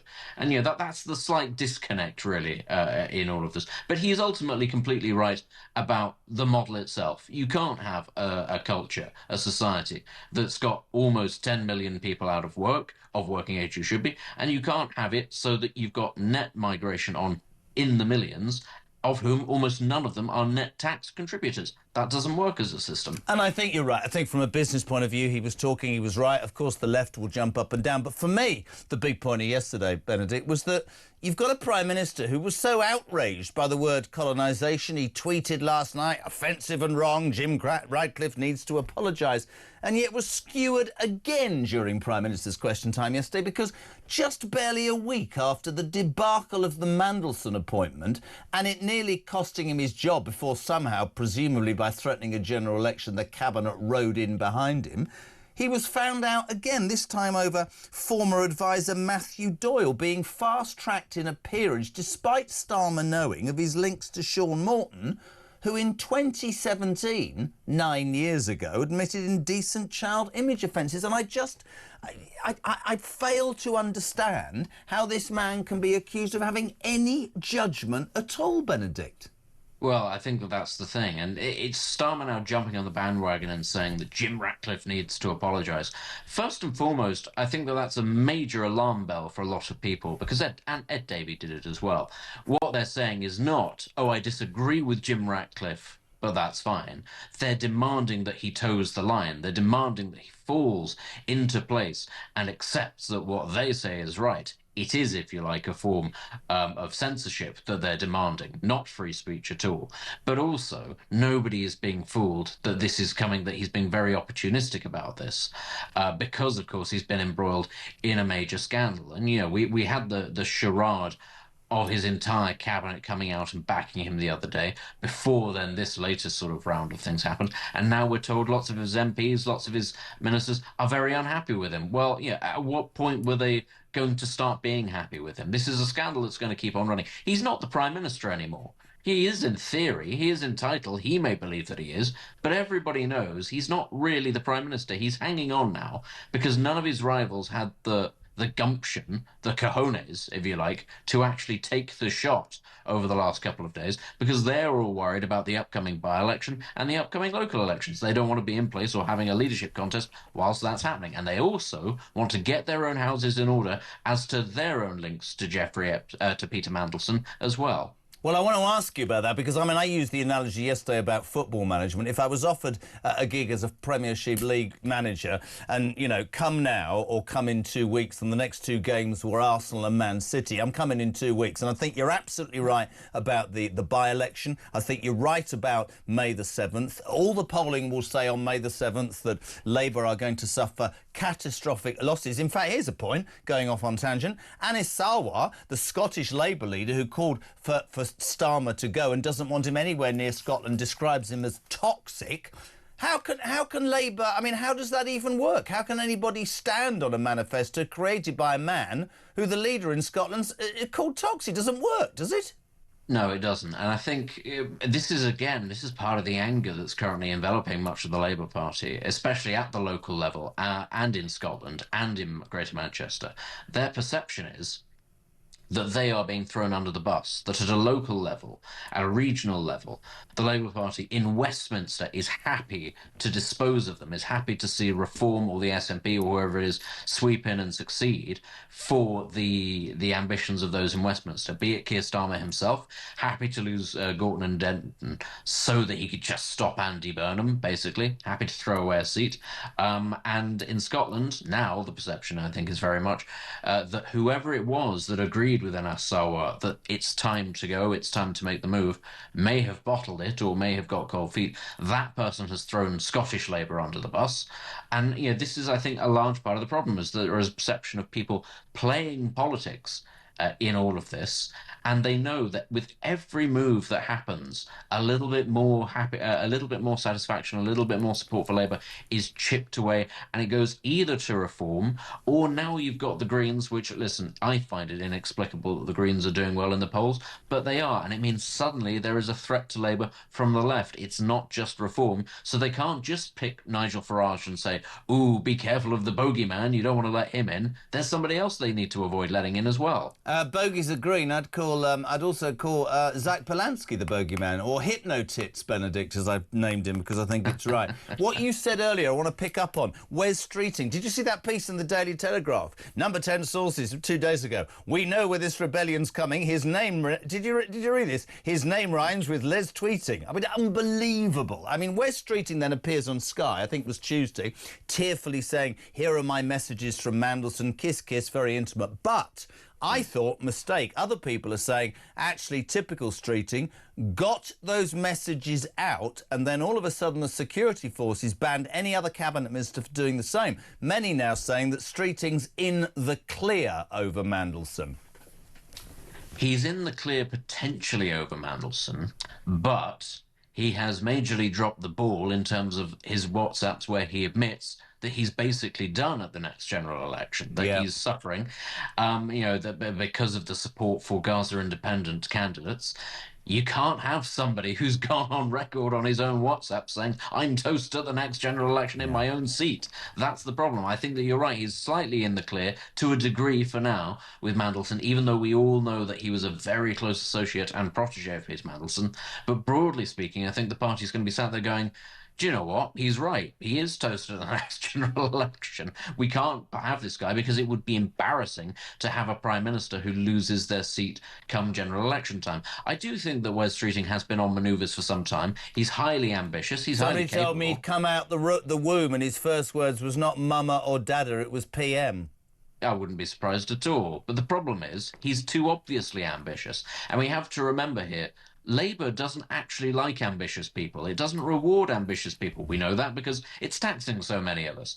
But what it does like is faux appeals to diversity and to tick box exercises. Who they really want, and who I suspect is actually doing a lot of the running and writing and briefing about this, is Angela Rayner. I think that she believes that she's going to be exonerated by HMRC, and that if she stands, she will get it. And you know what?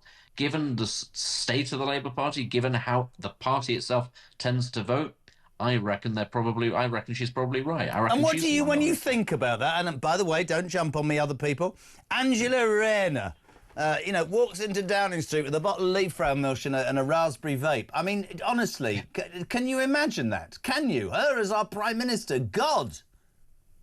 I can imagine it. It would be worse than Keir Starmer. And this is the thing. This is not me trying to be needlessly pessimistic, by the way. There are options out there who would be better than Keir Starmer, who would marginally improve it. Not a lot, but there are. Although the main problem itself is not just the Prime Minister, it's the backbench MPs who stop him getting all sorts of things done. But there are better options. The issue is, Labour seem to believe that the solution to reform being on the rise is to tack further to the left. They think, therefore, that that's one of the reasons why Angela Rayner would be good. They also have this weird idea that people out there in the country identify with Ange because she's a normal person, and that this is what normal people are like, whereas in reality, a lot of people find her pretty ghastly. But I can imagine that they'd bring her to us, that they'd give her to us as the Prime Minister, and they'd talk so much about her being a woman, and then I think there'd be a financial crisis, because I think the bond markets, the international financial system would take one look at us and go, we don't trust you to pay us back a penny. We're going to massively jack up your borrowing costs. I think it would be a disaster. I'm going to finish on a light-hearted note, because we didn't know when we got hold of you this morning that you were at some woman's flat somewhere in London, but we appreciate the effort. I'm not giving away where you are. Valentine's Day on Saturday. I am not doing a show ahead of Valentine's Day, but I want to do it slightly differently. Instead of like, ooh, do your Valentine's messages and what are you going to buy? I want to tell you about a fantastic story in the newspaper today about a woman saying, my marriage ended after 20 years because of a row over the dishwasher. Cat Farmer said last night, it was the dishwasher that finally pushed me over the edge.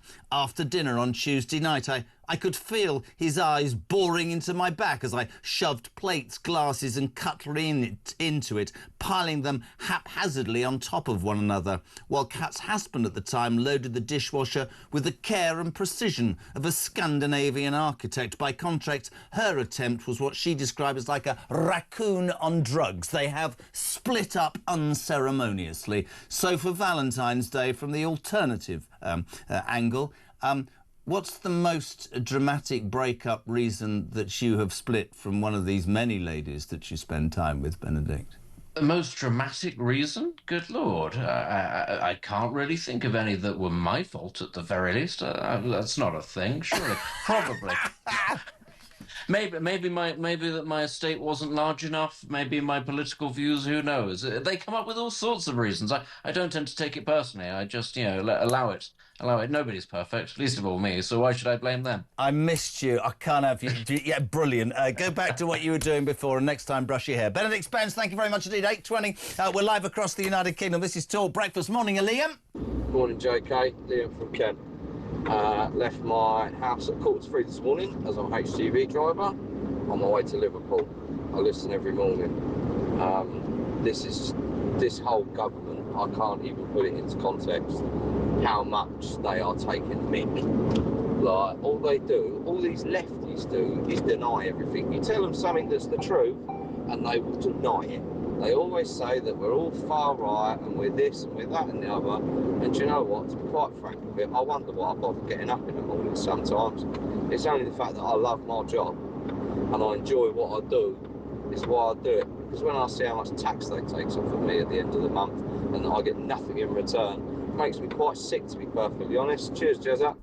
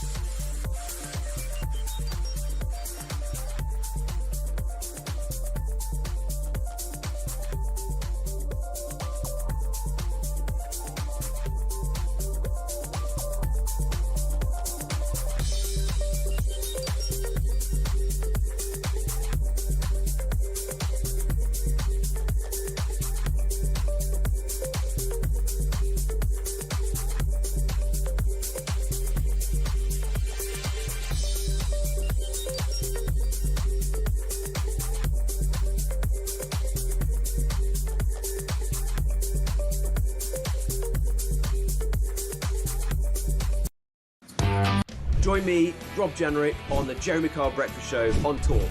There's a lot of harm happening in the country right now. People feel like the country's in a mess. What does this say about our entire prison, justice? The whole thing's a mess like so much else. Well, it's a total shambles. Take away these human rights laws, which have got completely out of control now. You know, I do believe that economies can be fixed and you can get catch-up growth and ensure that when people come here, they're detained and deported swiftly. Ring in, ask me any question.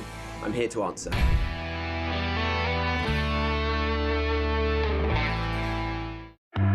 On DAB+, on YouTube, on your mobile, and on your side.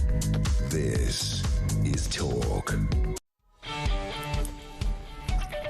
Sorry, I'm laughing. 8:23, welcome back. I often say if you could have a camera crew or a microphone in the background, it turns out that Mark and, in fact, Christian started out on hospital radio. I actually, this is genuinely true, got sacked from hospital radio for saying hello to Mavis on the gynecological ward and quite seriously saying there was going to be a party on that ward later and it was bring a bottle. I didn't see much out of the end of that day. I was finished. Good morning, Mark. Hi, Jezza, Mark, Bridge North. A new quickie, the Labour MPs and the front benchers and etc., Keir Starmer, Yvette Cooper and all them fools, do they ever meet anyone in the real world? Do they ever go in the general public and anyone speak to them? Because I don't know one person who's going to say anything nice to them. They're living in some sort of bubble, and surely they think everything's fine. It's just unbelievable. I just can't believe they're all so stupid. It's so embarrassing. God.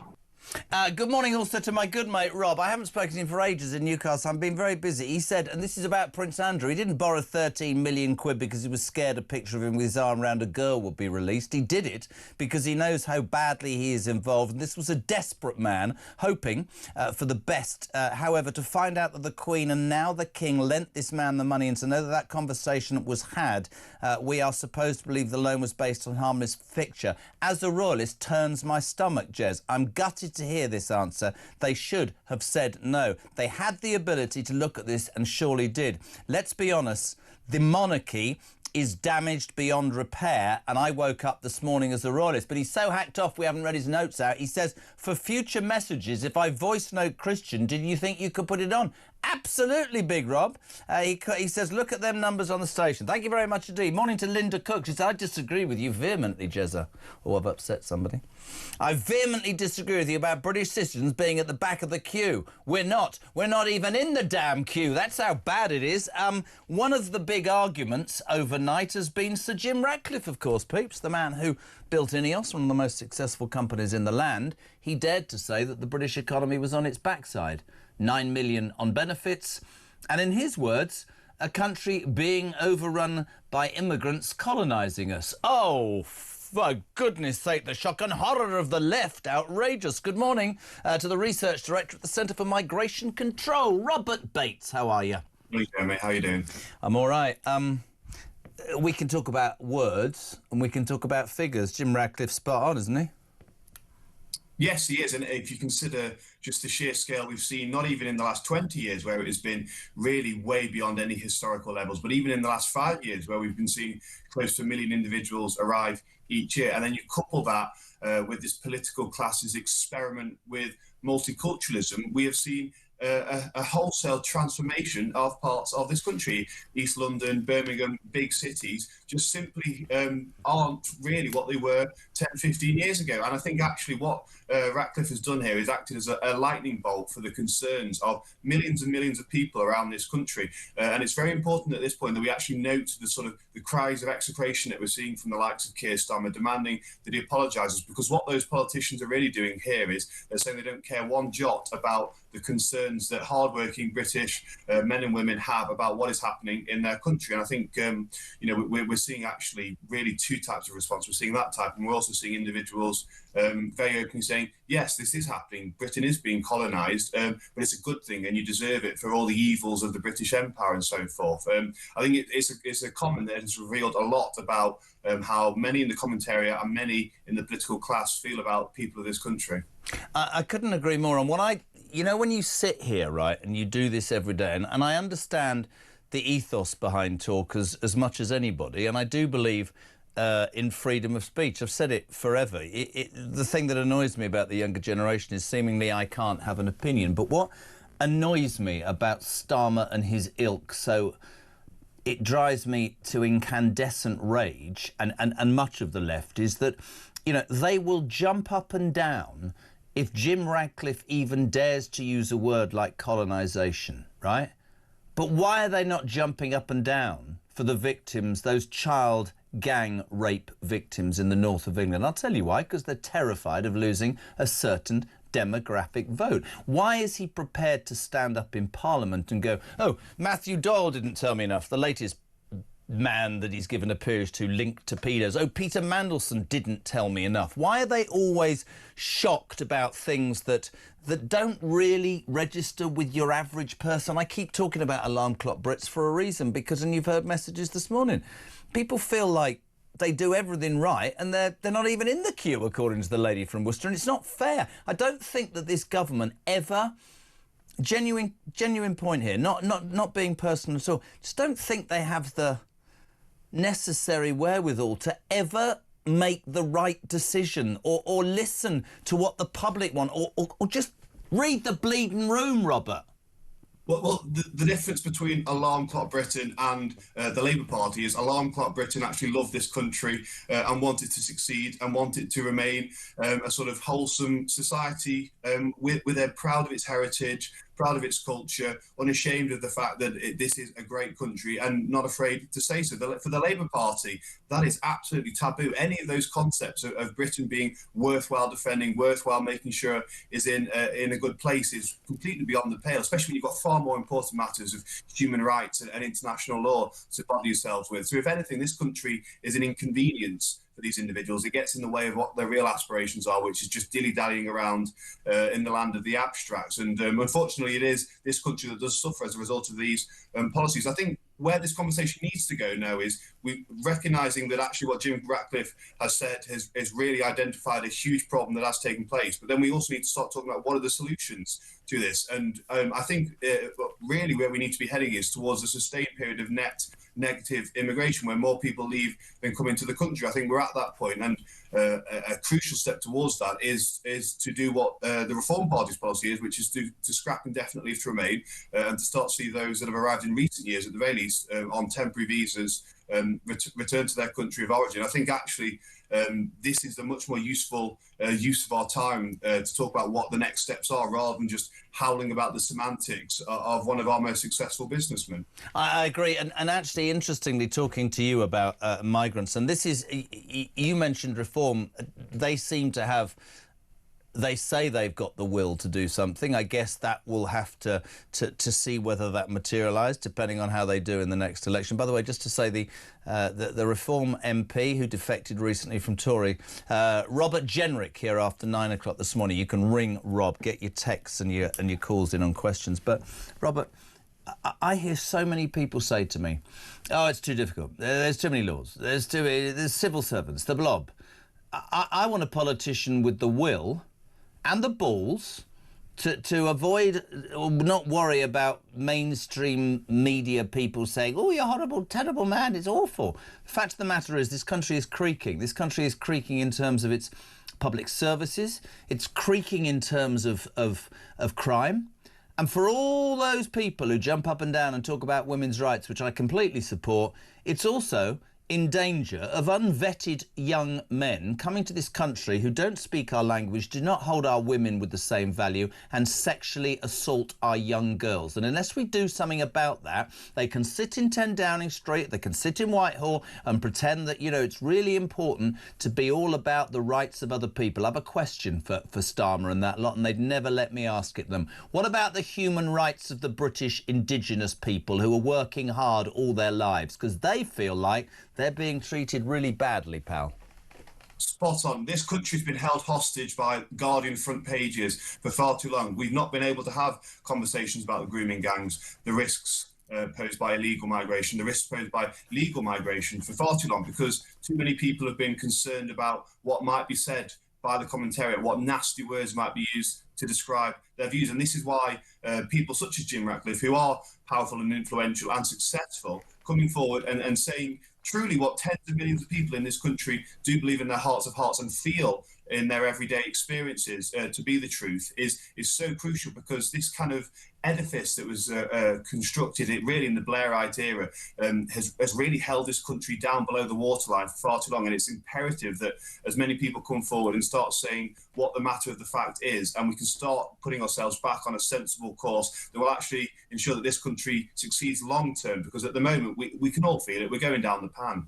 There was that story earlier in the week. Bangor University banned Sarah Pochard and Jack Anderton from Reform from going to their university and debating about migration. You know, because and it was they were labelled sexist, racist, homophobic, misogynistic buggers, basically, and you can't come. And the university just distanced themselves and said it was student union.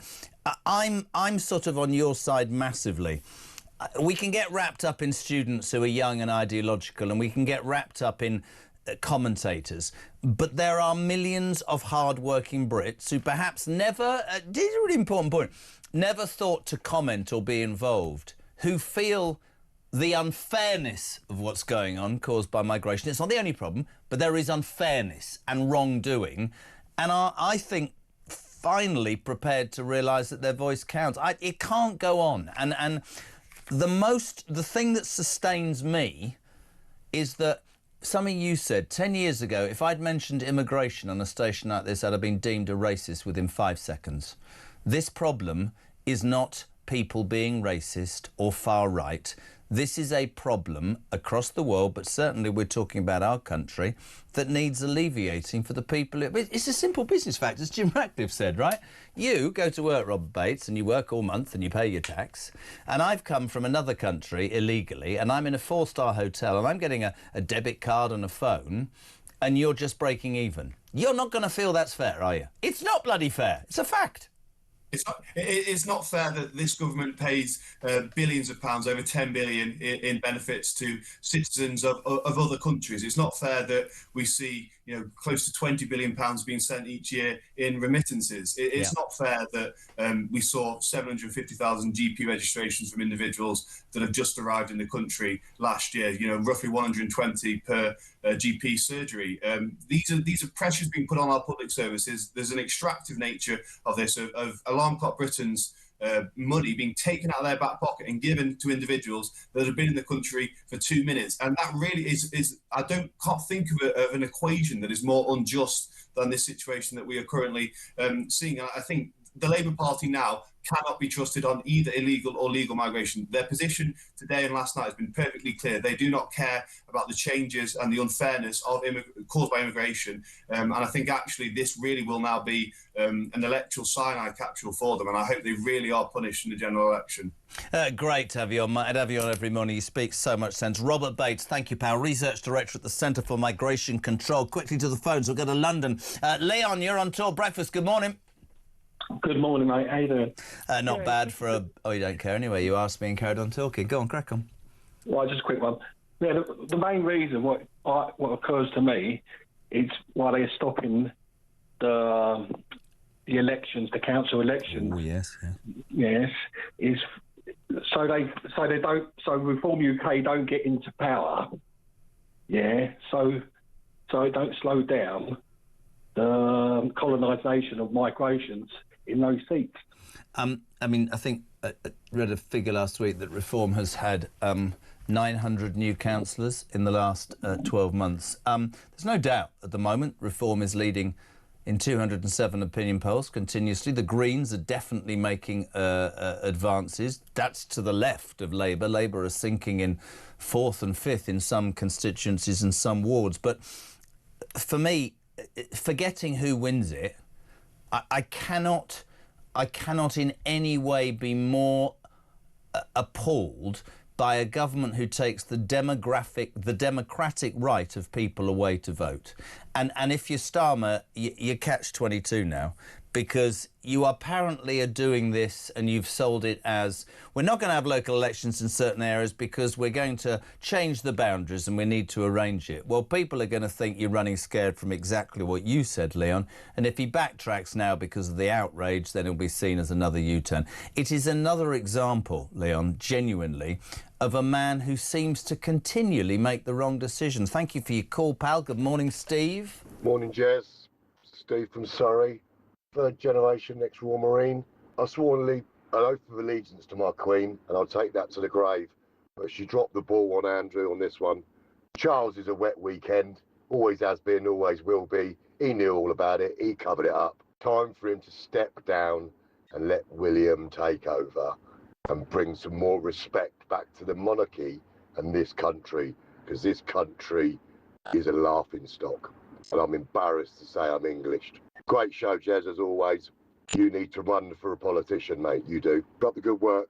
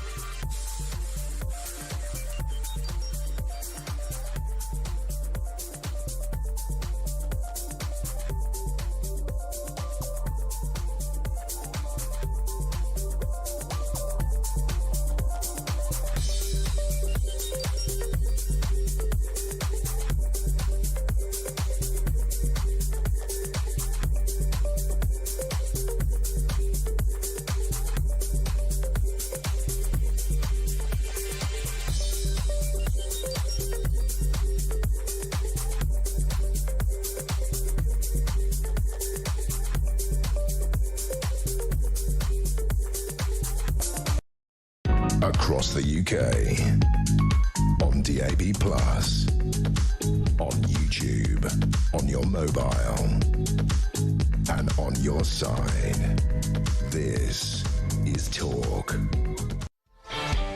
Welcome back, 20 minutes to 9 o'clock. So ring Rob on after 9, former Shadow Justice Secretary and now Reform MP Robert Jenrick here for 40 minutes. Taking your calls and your texts. You can ask him anything you want. If you're a critic of Reform, phone the show, 0344 499 1000.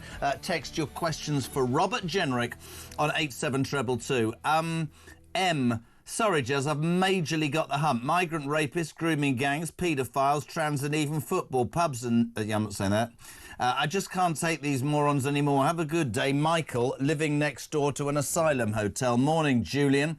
JK, my first marriage broke up 20 years ago. The reason it all ended was because I bought a waterbed, and after that we just drifted apart.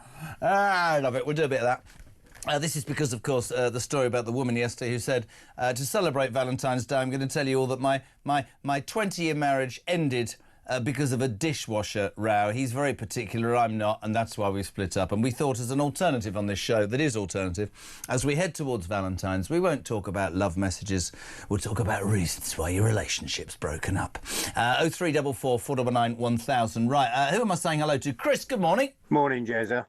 Love Poppy, by the way. I hope this message is played out on your show.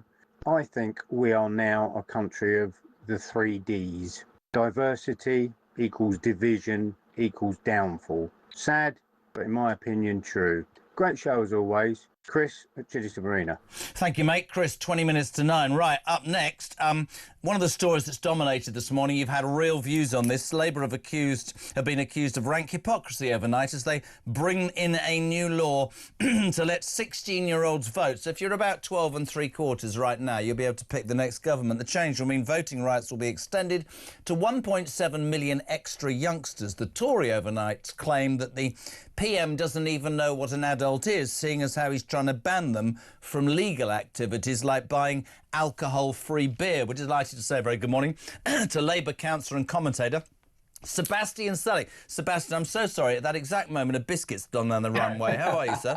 It happens, don't worry. I'll hold the mic while you get a bit of water. Good to be here. Thank you. Yeah, and you and I would be prime examples of what I say every single day. We don't have to agree. It's important to have a debate. That's what this is about. This is what the show is about. You can only look at this, surely, and go, almost everything that Labour is doing right now in terms of policy is aimed at trying desperately to stave off either the right or the left as they see a surge. So there are certain areas where the Muslim vote, I mean, I think Wes Streeting admitted in a text to Mandelson he's toast at the next election, is going to cause them problems. 5 independent Gaza standing only MPs beating a Labour activist last time, including Jonathan Ashworth. This, to me, is another cynical attempt to try to tie up 1.7 million new voters, isn't it? Look, I mean, I think if you made that charge in a lot of things that any government did, I would probably agree with you. It is just the mission of any government to win power, to stay in power, and to use that power for the right things as they see fit. But on this one, I think it is just democratically the right thing to do. And remember, we're playing catch up here. If you live in Scotland or if you live in Wales and you vote for a councillor or a local government official, a member of the Scottish or Welsh parliaments, then you can vote at 16 already. And that has gone largely pretty well. I haven't heard of any horror stories there. So really what we're doing... my problem is, Sebastian, there's no consistency. So I've written it down. Well, I didn't. Christian did. At 16, so if you're 12 and 3/4 now, Starmer and the Labour Party want you to be able to pick. Most 16-year-olds, and I've got teenagers, don't give a toss. Now, you can switch people on, but at 16, you can't buy alcohol, cigarettes, vapes, e-liquids, fireworks or kitchen knives. You can't buy or sell a property. You can't apply for a mobile. You can't apply for a phone contract. All of that, you have to have parental consent. You can't marry or have a civil partnership till you're 18. You can't go and see a dirty film or buy a movie, and you have to be 17 to drive a car. So my question to you, and I genuinely want your answer, is how is it important then at 16 that you should be able to vote for the way this country goes for the next 5 years, man? I hear that argument a lot, Jeremy, and do you know what? I think it is not necessarily deliberately, but I think it is a big smokescreen because there are different ages where you can do all sorts of things. You become criminally responsible from the age of 10. We're not bringing that into the debate. I think what we should be focusing on is when you're really starting to go out and work. And for lots of people, that will be at 16. In Scotland and in Wales and in Northern Ireland, you can leave school at 16. In England, you can get an apprenticeship. And at that point, you're earning taxes. The bulk of your time is spent out there earning money, and you should have a say in how those taxes are spent. But what we've seen is that the support goes up as well. Look, I know we are, as a human race, we are conservative in the sense that we don't like change, we like certainty, we like stability.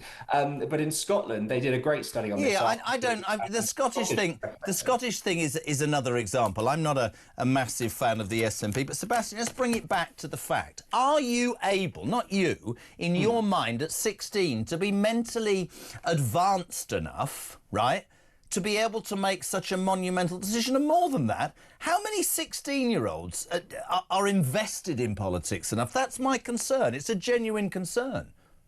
Yeah, the two things I would say to that. I think on the mental advancement question, remember, we give the vote to people until they die. And sadly, there are many people whose critical faculties deteriorate before that, and they're still able to vote. There's no debate about that.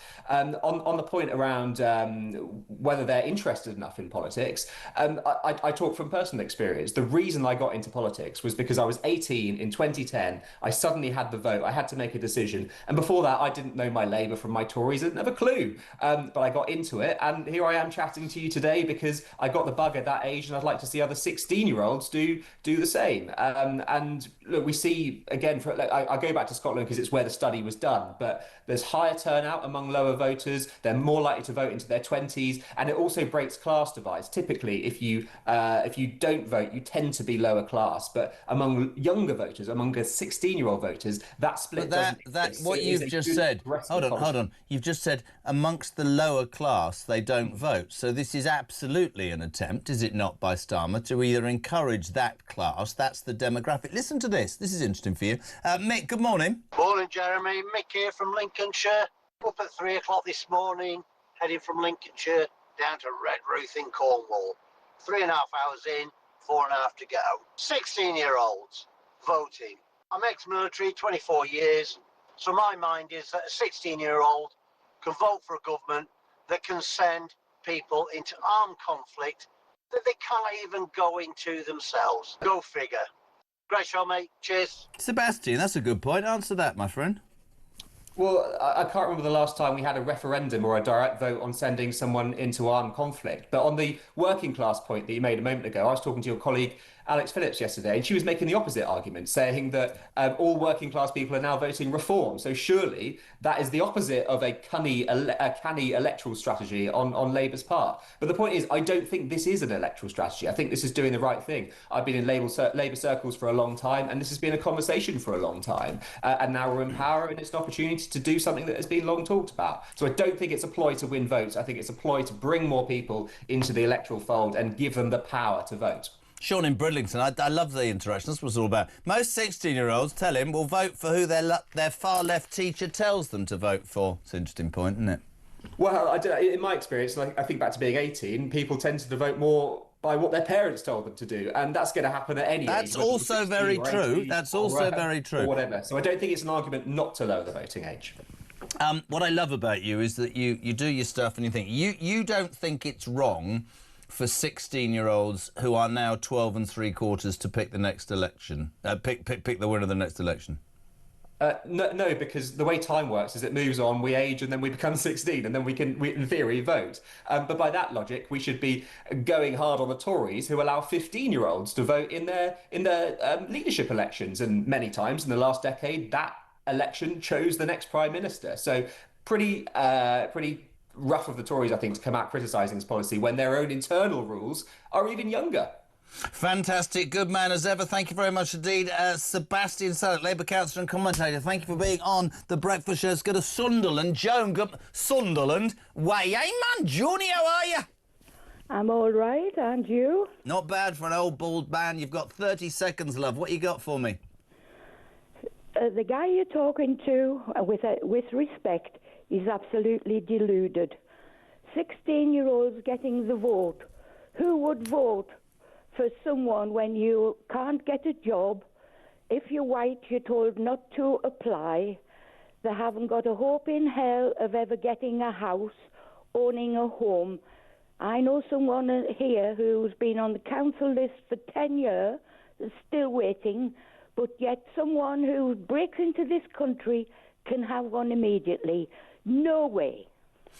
Listen, your views are very important. I've always said it, and to put Sebastian on is important as well, so people can hear the other side of the argument. That's what debate is about. Can I ask you a very personal question, Joan? Yes? Who's the better football team, the Toon or Sunderland? Well, we're not doing bad at the moment. Newcastle was doing okay, but they're losing quite a bit. Wow, that's going to upset the boys. Thank you very much indeed, Joan. Henry, I'm on air. That's my son, who forgets every morning that I'm on air between 6 and 10. Although I have to say, about young Henners, he's been in Portugal, golf training, warm weather training for the last 6 weeks, and he's coming home to his dad today. Isn't that lovely? Great. 10 to 9, Talk Breakfast.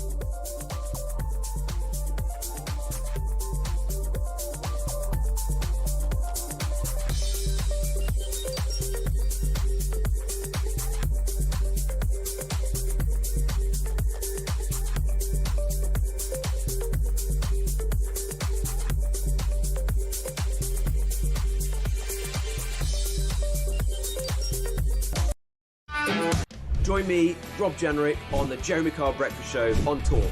There's a lot of harm happening in the country right now. People feel like the country's in a mess. What does this say about our entire prison justice? The whole thing's a mess like so much else. Well, it's a total shambles. Take away these human rights laws, which have got completely out of control now. You know, I do believe that economies can be fixed and you can get catch-up growth and ensure that when people come here, they're detained and deported swiftly. Ring in, ask me any question.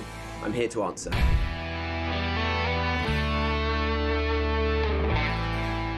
Across the UK, on DAB+, on YouTube, on your mobile, and on your side. This is Talk. Welcome back, 8 minutes to 9. We're live across the UK. This is Talk, the home of common sense and, of course, Working Britain. Free, just opportunity to come and say what you want. 0344 499 1000, text to 87222. I love this. How dare Keir Starmer have the bloody audacity to say that Jim Radcliffe should apologise? Where's the apology, Jez, to the girls who were raped? He's an arrogant, spineless little git, deflecting again, and frankly, he makes me want to puke. That's a great start to my day. Love the show, Jez. A happy Valentine's Day, my love. Wow. Is that like getting a card?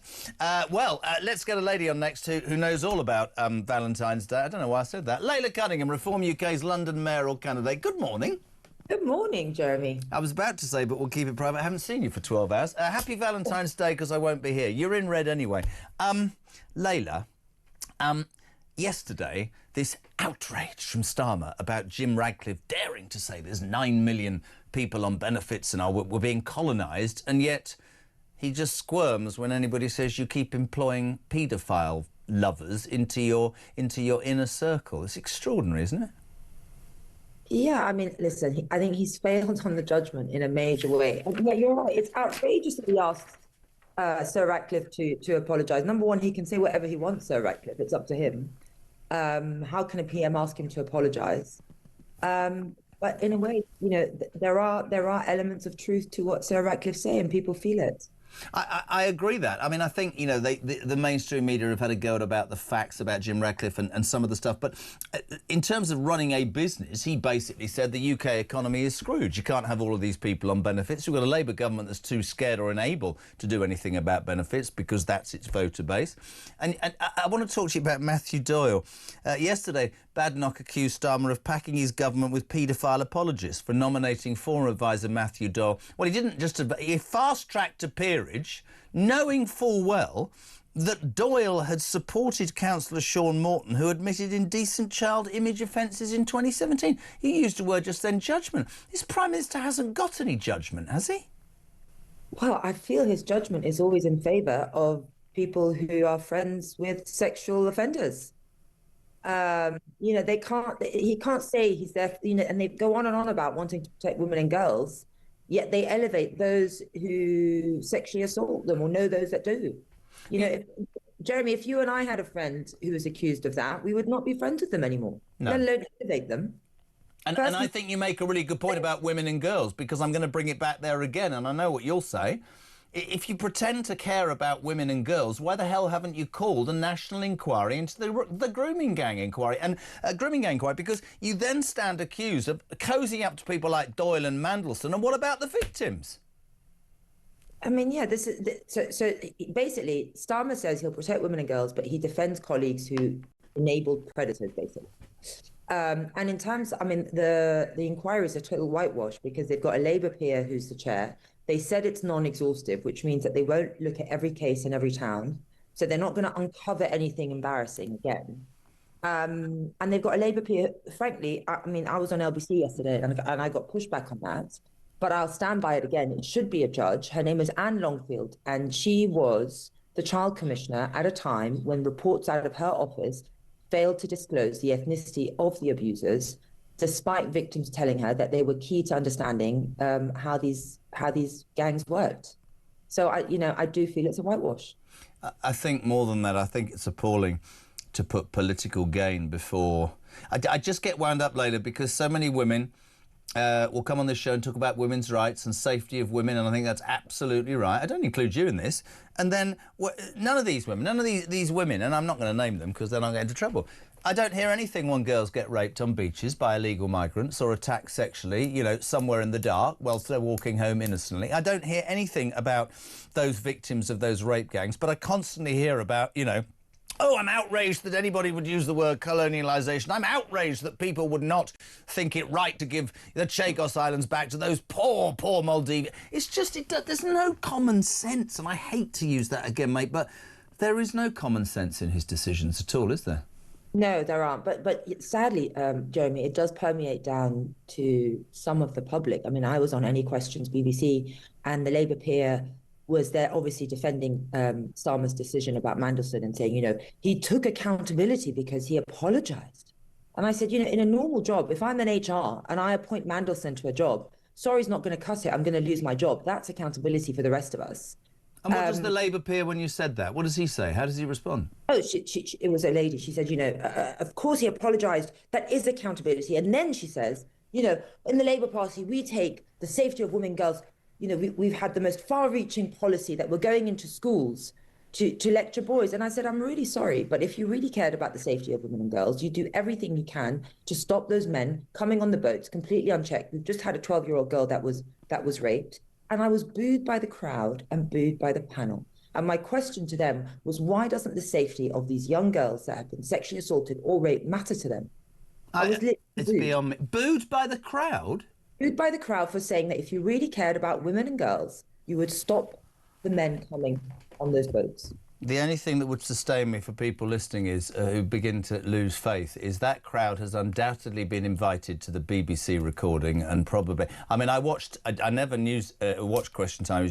How biased is Fiona Bruce recently? I've never seen anything like it, the way she treats certain people. I know, and you know, you wonder, because I know, for instance, some channels, I wonder, Ofcom just doesn't get involved somehow in the BBC. They can have a complete bias. It's completely extraordinary. We've got Ring Rob on next. Just very quickly, 16-year-old votes, the Labour Party. What's your view? 30 seconds. Well, I heard what Sebastian said. I'm sorry, you are not liable for crimes at 16. You're treated as a youth. You get much lower sentencing. But listen, they're not allowed to drink. They're not allowed to drive. They can't sign a contract, but they're mature enough to pick a government. It's not about democracy for me. They obviously can't win the adults, so they're going to try and now recruit the children who haven't had to pay tax. So of course they'll vote for more welfare. Completely. And interestingly as well, somebody said, you know, most young people get their information off social media, and the Labour Party are trying to ban under 16s from having it, so that'll be a good one. Great to have you on, Layla. Good luck with the mayoral fight in London for reform. Appreciate you coming on. News at 9, and then Robert Jenrick. What do you want to ring Rob with? 87222. Send your question. News at 9 is next.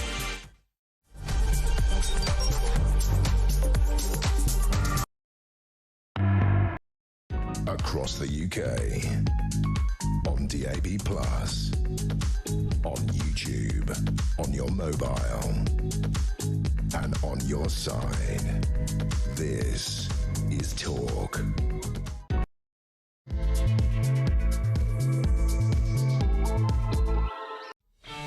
Welcome back. It's just gone 9 o'clock in a minute. Ring Rob, Robert Jenrick, the former Shadow Justice Secretary, live and exclusive for the next 45 minutes. If you want to ask him a question, you can do it two ways. You can ring or do a voice note, 0344 499 1000. You can text to 87222. Start your message with the word talk. So much response. Hannah, good morning.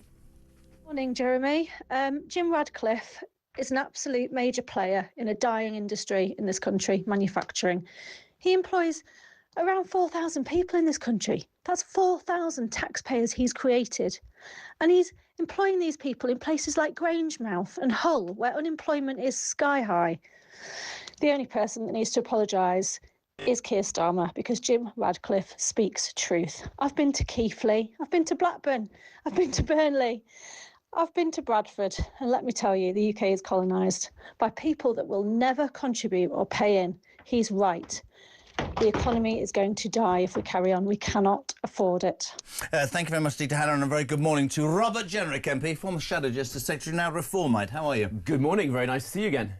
So much going on. This is everybody up in arms, apparently, on the left, that Sir Jim Ratcliffe, the builder of one of the biggest businesses this country's ever seen, INEOS, dared to say last night, and actually, can we play to Robert the clip? Have you got the clip of Sir Jim Ratcliffe? This is what he said that caused complete outrage on the left. I don't know whether it's just the apparatus that hasn't allowed Keir to do it, or he's maybe too nice. He's a nice. I mean, I know Keir. He's a nice man. I like him, but it's a tough job, and I think you have to do some difficult things with the UK to get it back on track, because at the moment, I don't think the economy is in a good. You can't afford. You can't have an economy with 9 million people on benefits, and huge levels of immigrants coming in. I mean, the UK is being colonised. It's costing too much money. It will cause. It's been colonised. It'll cause. Well, yeah. The UK is being colonised by immigrants, really, isn't it? Rob, you can hear the interviewer jump straight in, and it's all about the fact he used the word colonised. The PM instantly tweets, Ratcliffe's comments are offensive and wrong. We'll get on to paedophilia in a minute. What was your response to Jim Ratcliffe last night? Well, look, you say some people have taken offence at the turn of phrase he used, but let's look at the facts. In the last 14 years, 14 million people have come into this country. We've been living in an unprecedented era of mass migration, and if you look at who is coming in recent years in particular, it's predominantly people who are not even coming into work. And where they do work, they're doing low-wage, low-skilled jobs. These are people who are not going to be economic contributors to our country. They are putting massive pressure on housing, on public services. I don't know if you read during the week, there was a statistic that 750,000 migrants last year alone signed on with doctors. Whereas no wonder people can't get a GP. Where are the GPs going to come from? And it's also undercutting the wages of British workers. So you've got people on low wages working in distribution centres, food processing factories, the kind of people I represent in North Nottinghamshire. And there's no pressure on the employers to invest in them, improve their skills, or frankly invest in technology like robotics and so on that are going to power the British economy forwards, because you can always reach for this easy lever of bringing people in from overseas. The other point is no one voted for this. Election after election, under Labour and Conservatives, most people thought they were getting a country in which the level of migration was going to fall. The Conservative Party suddenly kept promising tens of thousands. What did it end up delivering, particularly under Boris, the Boris wave? 1 million in. 1 million people at one point coming into the country, putting unbearable pressure. And there are some parts of our country, pockets of our big cities, that are completely unrecognisable today to what they would have looked like 10 or 15 years ago. And perfectly understandably, people don't want that. They didn't vote for it, and that's not the kind of country that they want to live in. So would you say you agree with him? Has Britain been colonised, the UK?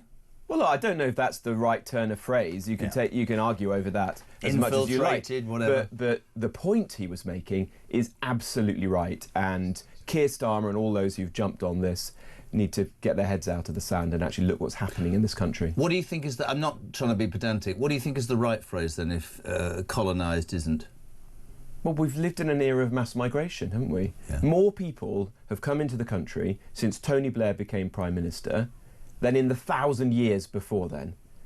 That is an astonishing statistic. In the 80s and 90s, we were living in a country where either there was net emigration, so more people were leaving than were coming in every year, or immigration was very low, in the tens of thousands. And the people who were coming in, if you look at the motives of people who were coming in, they were coming in to fill particular shortages in the NHS or, do jobs, set up small businesses. In recent years, people have been coming in who have no intention of working at all, not even coming in on work visas. Yeah.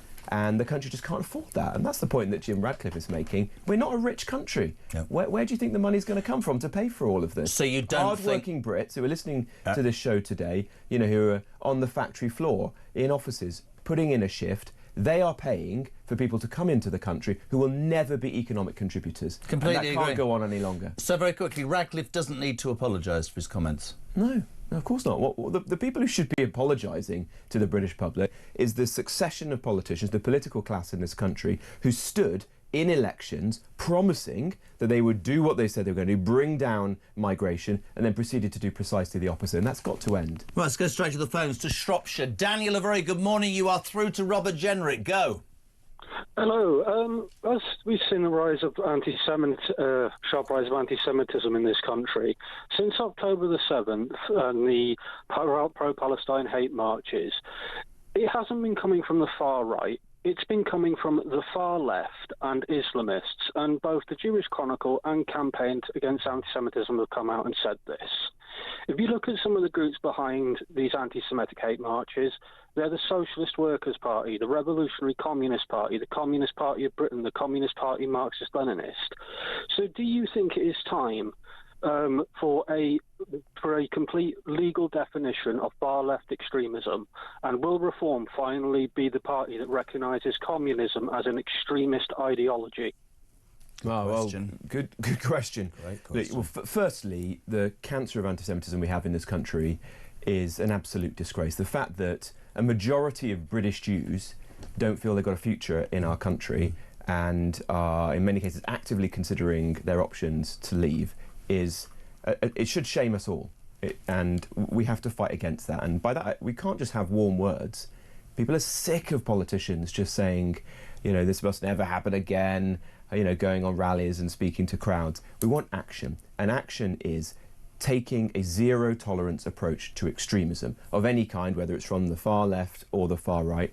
But the point that your caller is making is correct, that although, of course, there's been a problem historically on the far right, actually, the statistics from our security services suggest that the overwhelming majority of extremists in this country, violent, dangerous extremists, are actually coming from Islamism. And so that is the primary focus that we should be seeking to address. And that means rooting out hate preachers, revoking the visas of people who are in this country who are behaving in this way, clamping down this whenever we see it. And frankly, when we see marches through the streets of London where people are calling out for, jihad or saying that they support the Houthis or Hezbollah or Hamas, these people should be being arrested.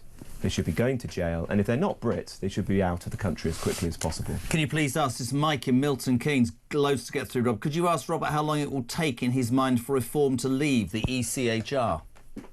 I would like to see a Reform government send in our notice to the court on its first day in office. There's no reason we can't do that. I think technically there's a 6-month period you're supposed to give before you actually leave, so it may be that it takes us a little bit longer because of the way that the treaty was set up. But day one, Reform Home Secretary Nigel Farage as Prime Minister, give our notice to the court and begin the process of taking back control of our laws. But so many people say those are words. The reality is that it is tied up in legalities and difficulties, and a lot of people say it's okay to say it, but are you guaranteeing, if you were elected, that you could get that? Is it down to will? Is it down to legality? What is it down to? Well, it's a question of political will, isn't it? Yeah. And, one of the reasons I ultimately chose to leave the Conservative Party was I just did not believe that they would actually do it. When I was arguing to leave the ECHR, most people I spoke to in the Conservative Party said we couldn't do it. We're too worried about our reputation with international lawyers and our respectability on, the international scene, whether you can go to conferences in Davos and so on and be garlanded with roses. I don't believe that they would do it. I do believe that Reform would do it because it's been such a long-standing commitment to Nigel Farage and to everybody in Reform that it would be one of our first priorities. Let's go to Andy in Hackney. Andy, you're through to Robert Jenrick. A very good morning to you. Good morning, Jeremy. I'd like to ask Robert, because not 8 months ago on the breakfast show on Talk Radio, you said you wouldn't want to leave the ECHR. You wanted to try and reform it first. And that was not 8 or 9 months ago. Now, I'm one of the many long-standing that left the Tory party because of what happened with Rishi Sunak being shoehorned in. But I want to know that if, given the chance in the House of Commons, you will actually say, yes, I will put my mark on leaving the ECR. No caveats, none of I've got to wait for the British Civil Rights Bill to come through. I want to know you're going to stay there and go, yes, I want to leave. Yeah, look, absolutely. And I'm not sure what you're referring to. you might be thinking of somebody else, I'm not sure, because I've been saying this for a very long time. In fact, I resigned from the last Conservative government in the winter of 2023, arguing that there was no way that we would be able to secure our borders without essentially leaving the ECHR. I then went on to the backbenches. I voted against that government. I put on my leaflets at the 2024 general election that we should leave the ECHR, and I stood for leadership of the Conservative Party, with my main pledge being leaving the ECHR. So I have been saying this for quite a long time now. Of course, there are people who've been saying it even longer. You know, Nigel Farage has been making this argument since I was a teenager. Absolutely. And so his consistency and conviction on this point is very clear. And when you see a leader as weak as Keir Starmer, you just think, this country needs someone like Nigel who would be a strong Prime Minister. It's crying out for that It right certainly now. needs somebody and that will people can have real confidence in him, that when he says something like, we're going to leave the ECHR, we're going to stop the boats, he actually means it. It's quite interesting. Thank you, my friend. Maggie says, cheers, Robert. I'll tell you how to leave the ECHR. Ignore it like other countries do, which is interesting. Mike in Lincoln. She's right. Maggie is absolutely right. You know, the farce of the situation we've had in recent years is most European countries ignore the ECHR. We gold plate everything that it does. And I remember having this conversation with Rishi Sunak. I said, people are sick of the small boats. For goodness sake, let's just get these flights off to Rwanda. Who cares if this court ends up, you know, challenging us many, many years down the line? Appeal it. Let's just do what the British people want us to do. I used to be told when we were doing this show at the beginning that the reason we couldn't leave the ECHR was because how would it look? Only Belarus and Russia aren't involved, but most people have used it to their own ends. And what I never hear... But also the United States, Canada, Australia, you know, many other great liberal democracies around the world are not parts of the ECHR. But the other thing you don't hear is the argument, this was set up 60, 70 years ago. Times have changed immeasurably. With it, what we need. What do you think Winston Churchill, who was the signatory to the European Convention, would have thought if he was alive and well today and we could say to him that because of the way the treaty is being used, an Albanian criminal is delaying his removal back to Albania because his son doesn't like the taste of chicken nuggets in Albania? This is you'd be disgusted. Major news story today. Labour are being accused of rank hypocrisy by the Tories, actually, as they bring in a new law to let 16-year-old vote. The change will mean voting rights will be extended to 1.7 million extra youngsters. The Tories saying the PM doesn't even know what an adult is, as he's also trying to ban them from legal activities like buying alcohol-free beer. Mike in Lincoln says, can you ask Rob what Reform plans to do over votes for 16-year-olds when he says they get elected? Would they reverse it, run a referendum, leave it alone? What would you do? Well, look, we're sceptical of this. I don't think Labour know what they're doing on this. They're saying to my daughters that they're not allowed to look at social media. They can't, you know, buy a non-alcohol beer. They won't be able to have a vape, but they'll be able to vote at 16. It just doesn't make any sense. I think this is going to backfire, actually, for Keir Starmer, because I don't think that young people are going to look at this Labour government and think it's actually doing things in their interest. The country feels like it's in a mess at the moment. I don't know any 16-year-olds that are switched on enough to think. I'm not so sure about that, actually. I mean, really? I've got. Well, you must have. My kids don't get out of bed. I'll tell you what I worry about, Yeah. genuinely, as a parent. I worry about what's happening in our education system. I genuinely do. Universities and education and some of the stuff that I've heard from my daughters. What kids are being taught at school right now, and that's why, you know, Reform are very committed to having a curriculum that actually instills in people a love of our history and our heritage, rather than constantly demeaning or denigrating this and just, you know, feeding our kids with one particular narrative of our country. This is interesting from Heather, a good question. I have a question for Robert Jenrick. Is Reform going to put victims first in sexual abuse cases and have tougher sentences for the abusers so they won't come out of jail early but will face the full system for the crimes they've committed? Great question. Yes, absolutely. And if you look at the present situation, we're seeing tens of thousands of criminals being released early from prison because successive governments have not built enough prison places. That was a terrible mistake. They closed old Victorian jails before new ones even came on board. And, you know, some of these people are dangerous individuals. They're thugs who've beaten people up. They're serial shoplifters. They're people who have even killed people in dangerous driving incidents or domestic abuse. We've got to make sure that these people are in jail for longer, and we've got to build more prisons faster than we have done in recent years, and that's what reform wants to do. I've got a question, a bugbear of mine actually, and this would be as a voter. Why do we bother? You were the Shadow Justice Secretary. Why do we bother saying, right, you're going to Christian Mitchell, you're going to prison for 5 years, and then that, I think, will bring it down to about 30%. What is the point, or has ever been the point, of giving a prison sentence, Robert Jennery, that people don't have to see through? I don't understand that. Yeah, no, Never I'm have. very sympathetic to that argument. What victims want to know is what's actually going to happen to this criminal. Yeah. So when a judge stands up and says, oh, you've been given life imprisonment, but it doesn't mean anything because they'll be out in 15 years, I think the judge should actually say the truth. And so from the get-go, everybody knows what's actually happening here. This is brilliant this morning. So many different questions. One to Richard Akehurst in Northampton. Reformers said that they would support a change to the voting system from first past the post to proportional representation. As you're leading in the polls, can you please ask Robert Jenrick if this is still the case? Good question. Well, I think Nigel has been very clear that he's happy with the present voting system, and there are arguments for and against, but I've always felt that first past the post serves our country well. One of the things I particularly admire about first past the post is the constituency link.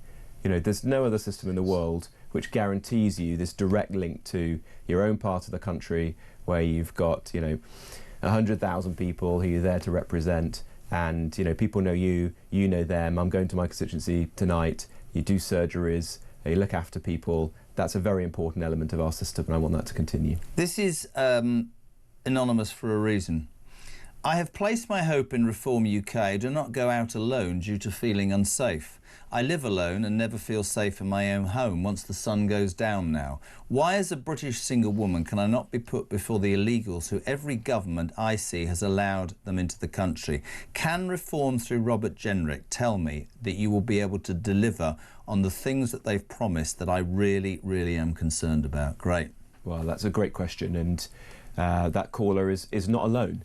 There are people worried across our country who are in communities where there may be asylum hotels, and there are undocumented men who've come in, are living amongst them, and there are serious sexual crimes being committed. We see this every day, don't we? I mean, look what's happened in Epping, where I've been to Epping twice in the last 12 months, and the people I've met there were just worried mums and grandmothers and parents who do not want that. And I've always taken the simple view that, as a father of 3 daughters, if I wouldn't want that for my daughters, why should I be imposing it on other people I get and other that, but communities? you see, I'm the same. But for her, the point she's saying, which is I think really interesting in terms of the political landscape, is that governments in her lifetime have repeatedly promised and then failed to deliver. And I think that is a major hurdle over whoever is elected next time. It is, because people have been let down so many times. And if people, as I believe they will do, vote for change in the next general election and have a reform government, they want to know that we've got the team alongside Nigel Farage who will actually get the job done, and serious, detailed, credible policies. And that's exactly what we intend to do. On illegal migration, we're very clear. We're going to detain and deport absolutely everyone who enters our country illegally. That means no more hotels, no more undocumented men living in HMOs or on a street near you. They'll be in detained accommodation, and then they'll be out of the country, back home to wherever they came from. I've got a question actually that I've longed to ask one of you. We haven't got much time, so as quick as you can. I don't mean that badly. You look at what's happening in America with ICE. They've obviously been and made mistakes. It has split the country, and many on the left would say it is an appalling optic to see poor people being dragged from their homes and put in detention centres. Does reform have the shoulders broad enough to take the torrent of abuse that will come when that detain and deport action that you say, if you're elected, you'll fulfil? Yes. Look, ICE have obviously made mistakes, and Donald Trump has said that himself. So we're not looking to emulate that or what might be happening in the United States. But what we do want is a very simple principle that if you enter our country illegally in flagrant breach of our laws, as a matter of fairness, then you should be asked to leave, and we're going to ensure that actually happens. Let's go to North Yorkshire. Kevin, you're through to Robert Jenrick. Good morning. Hello there. Thank you. Yeah, I can understand Robert's reticence to use the word colonise or being colonised. I can understand that. But what the boss of ENEOS, I think I both agree and disagree with, is people use it in the wrong context. You look at the colonisation that the British did. They always left. I can't think of a country where they didn't leave it in a better state than it was in. They left it with infrastructure. They left it with a sense of how to govern. And you look at the Central African countries, all of them, all the ones that are doing well are the ones that we colonised and left with infrastructure and systems of how to operate. The difference between the type of colonisation that's taking place now, which it is exactly the same, but it's not going to leave the same aspects in this country. It's going to take away those aspects from this country. It's going to replace them with the type of countries that they came from, because that's what's happening. And unfortunately, people see it and realise it, but the people at the top, that particularly the leftists, just don't want to appreciate that. They can't appreciate it. They can't see it. They're ideologically compromised. What are you trying to ask Robert Jenrick? What do you want me to ask? Does he believe that the country's being colonised in that way? Because I think it is. Well, look, where I do agree is we live in a multi-ethnic country. Yep. And in many respects, that's a good thing. But there has to be a strong, unifying sense of national identity, and one that's not just rooted in kind of nebulous terms that the left use, like British values. Of course, we all want to live in a country which is democratic, where there's the rule of law, where there's freedom of speech. It's also got to be rooted in our history, our heritage, our customs, our norms. And I want everyone who lives in this country to know that and to have a strong sense of, our food, our landscape, our architecture, our literature, and not for people to be living parallel lives. And that is unfortunately what is happening in some parts of the country today. There are increasingly segregated, ghettoised communities. How'd you get over that quickly? How'd you get over that? Firstly, stop making the problem worse, and that means bringing down immigration right down, because you just can't integrate people at this scale. It's impossible to integrate the number of people. Well, I'm going to throw something right in the mix as we go to a break. I wonder how many people who come here illegally want to integrate. Well, some don't. Some disappear into society. They don't learn the language. They don't pay their taxes. Obviously, it's got to stop. And there are some practices we've just got to be very clear that we don't accept in this country. I mean, look at cousin marriage, for example. Unbelievable that is still happening. Probably happening more today than it was 5 or 10 years ago. And the Labour government won't ban it.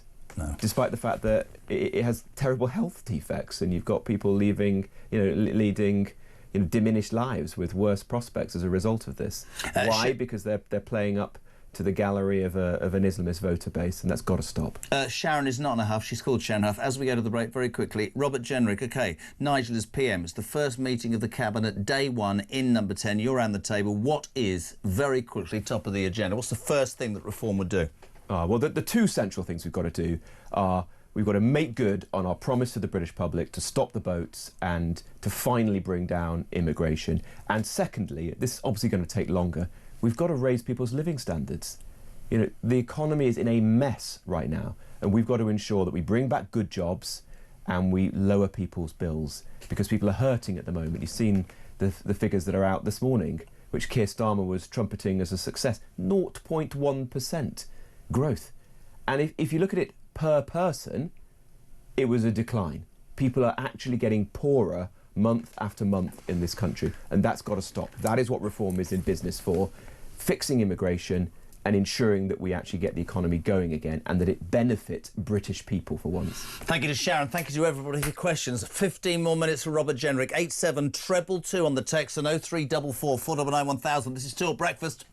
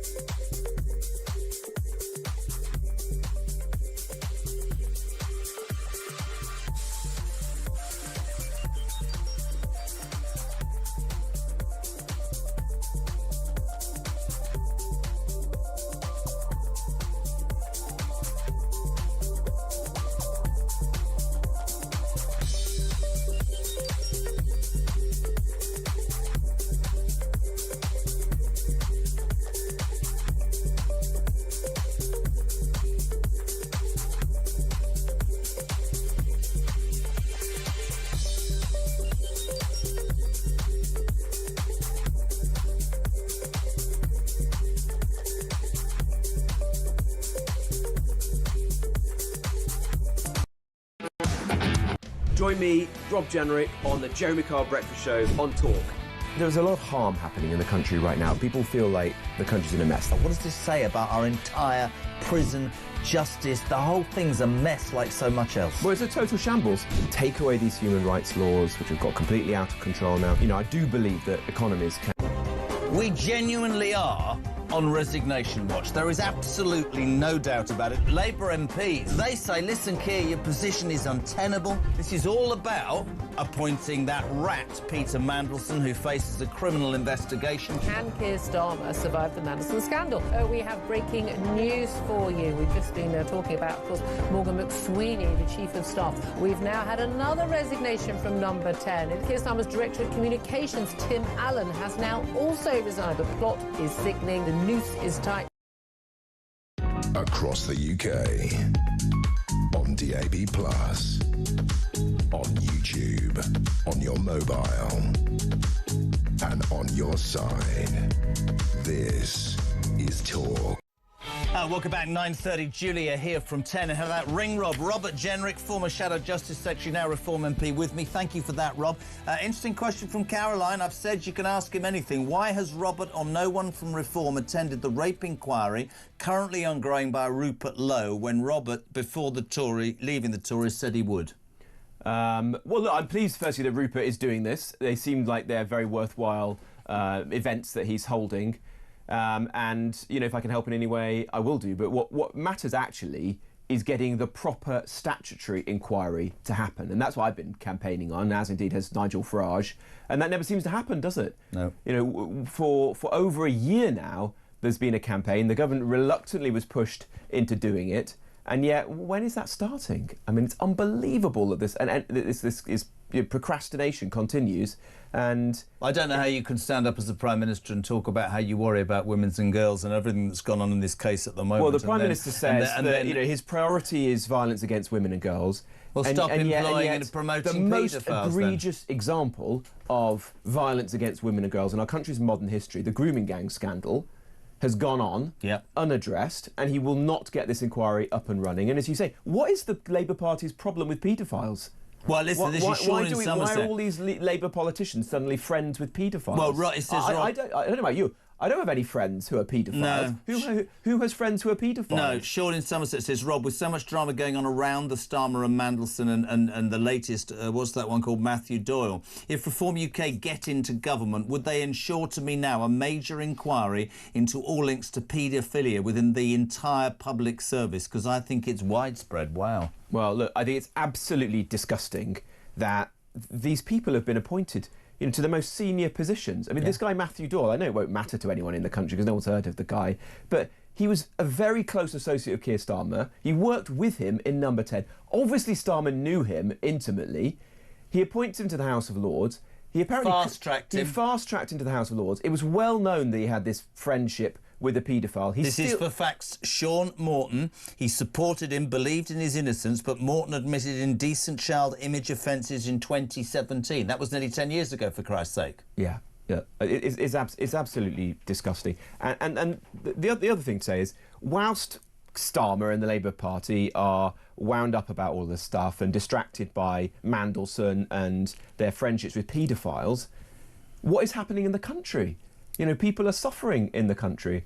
I was in my constituency last week, and you've got a business, a garage, who can't pay its bills. It's got a 100% increase in its business rates, but it's having to lay off somebody who's a father of 3 young daughters who I was chatting to in the garage. And nothing is happening to address these problems. The government is in complete chaos. We've got a Prime Minister with no authority, achieving nothing, who's probably on the way out anyway. Government has come to a standstill, and the British people are suffering as a result. Let's go to Alan, voice note. Morning, Al. Morning, JK. Alan from Swansea. Brilliant, Kermie in the Commons yesterday, calling these paedo protectors out, anti-Semites. Well, the list is endless. But in the great words of Lisa Nandy, if it walks like a duck and sounds like a duck, it's a duck. Wise words indeed. And tell Starmer, stop grabbing his thumbs when he speaks. It's driving me insane. Keep up the great job, buddy. Ta-da!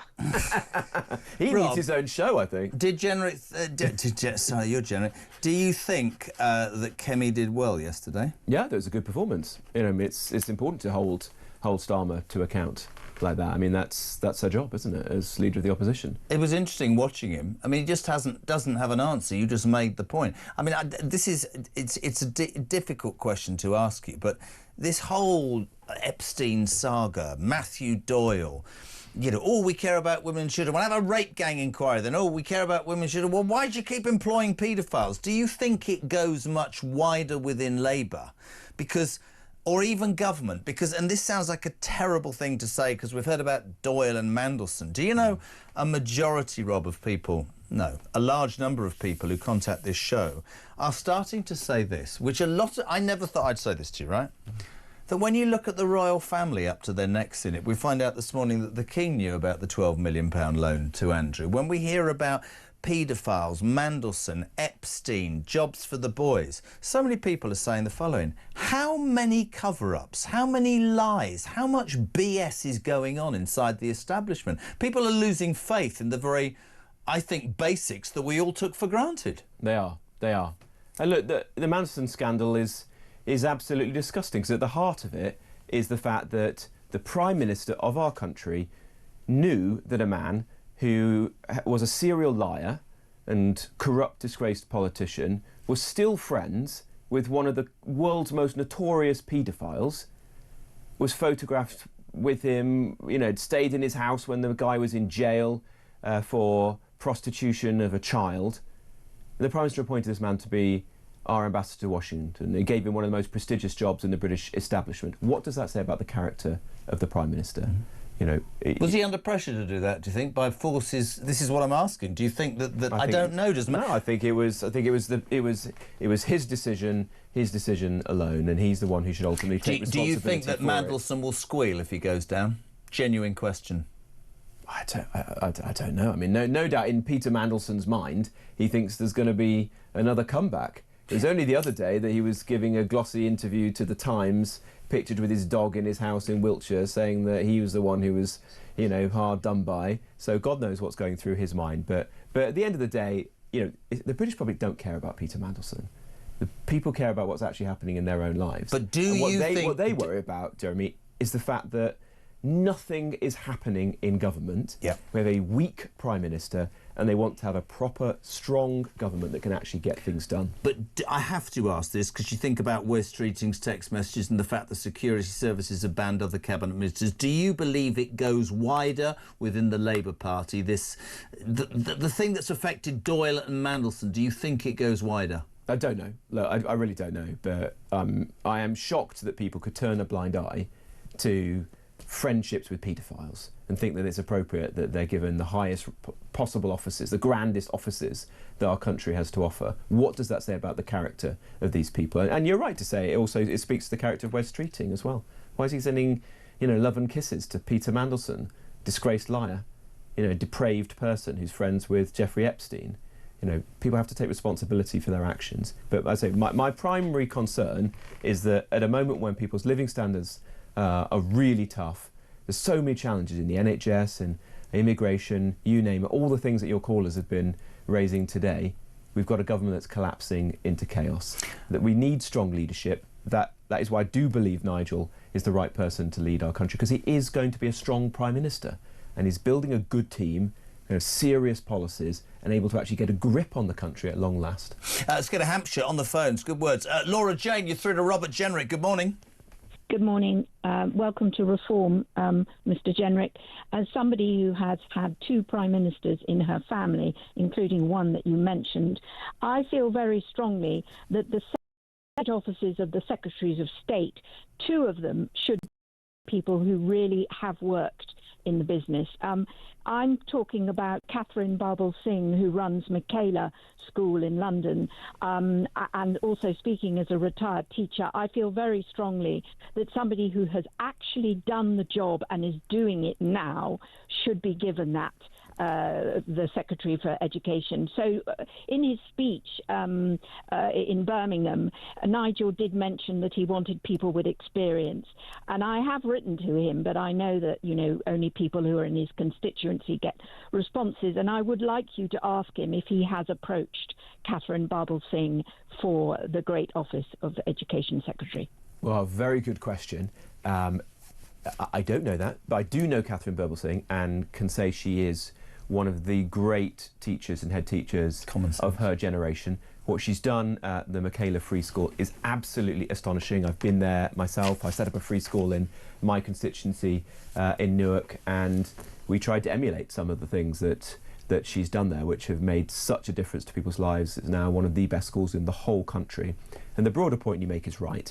Of course, politics has its own skill set, if you like, and there's a role for people who understand the way that government operates. But actually, we want to get in people into government, sat around the cabinet table, who are great businessmen and women, farmers, veterans, teachers, people who've run prisons well, people who've been great leaders in the NHS, you name it. And one of the things that Nigel has said is that he wants to do that in a way that no prior Prime Minister has done. So there'll be a mix of people in his cabinet, some with depth of experience of government and politics, but many, perhaps a majority, who are coming in from the outside, who are not part of the old political parties, perhaps even have been shunned by them. And I think the British public will really respond to that. I agree with that. Laura Jane, thank you so much for your question. Talking about education, actually, the current Secretary, Bridget Phillipson, this came out this morning. Transgender women could keep using ladies' loos at work for years after the Labour's Phillipson admits that long-awaited watchdog guidance does not cover the workplace, Robert Jenrick. I'm just going to put this imagine I'm a voter. I don't want my teenage daughter going into a changing room, I don't mean to be disrespectful, sir, and a man with a penis undressing. And I have no idea why all those women activists who talk about women's safety, and we're back there again to Starmer, why does nobody make that point? Yeah. Look, why is it so difficult for this Labour government to just say what a woman is, to believe in basic biology and common sense? It has literally had to go all the way to the Supreme Court for Keir Starmer, and it seems Bridget Phillipson, to be told the definition of a woman. And now, months later, it was going to be years later, she still can't even bring forward some basic guidance so that this can actually be put into effect in our schools, our prisons, our workplaces, our public spaces across the whole of the country. It just beggars belief. It was 2020, I think, when I sought to change the law to say that no public building in this country could be built without having a woman-only toilet. You could have gender-neutral toilets if you want, but there has to be a women's-only toilet. That's safe, Basic common sense. And yet, all these years later, we still seem to be arguing over this. What is Bridget Phillipson's problem? Well, I can tell you what her problem is. She's probably got one eye on becoming leader of the Labour Party, or what's going to come next when Keir Starmer goes in the coming months. And she thinks that there's a group of activists, hard left activists within the Labour Party, who are more interested in pushing this extreme version of trans rights than they are about basic common sense and protecting women and girls. Well, I'm a dad of 3 daughters. I don't want them to be going to school or to the cinema or entering the workplace and not being able to do something as simple as go to the toilet in a safe space which is only for women. I agree. Let's go to Manchester very quickly. Derek, you're through to Robert Jenrick. Good morning. Good morning. How are you doing, Robert? Good morning. I just wanted to know, with Reform making all these promises, would one of them promises be to make a manifesto a legally binding document that the public could hold you to? Because you know, for years we've had all the different parties, your ex-party included, making promises on things like immigration down to the tens of thousands and never, ever keeping a single promises. We've got this lot running right now. They've not kept a single promise that they made before they got in office, and the public can't do anything about it. We should be able to sack this government. Well, look, I hope you will sack this government when the general election comes along, but the point you're making is right. People are so disillusioned in the country because they keep voting for governments, both Labour and Conservative, who make promises only to break them. I mean, some of those promises they don't even try to keep. That was ultimately what got me so frustrated about the Tory party and immigration. It stood on a platform of reducing immigration, and then it designed an immigration system that did precisely the opposite. It ended up with 1 million people coming into the country. What I can say to you is this. I'm determined, and I know Nigel is as well, that the manifesto that Reform puts forward will be clear, simple, honest promises that we will do everything to keep, that everything within that will be fully costed, and serious, rigorous, credible plans. And we're not going to lie to the British public, as has happened time and again, purely to get into office.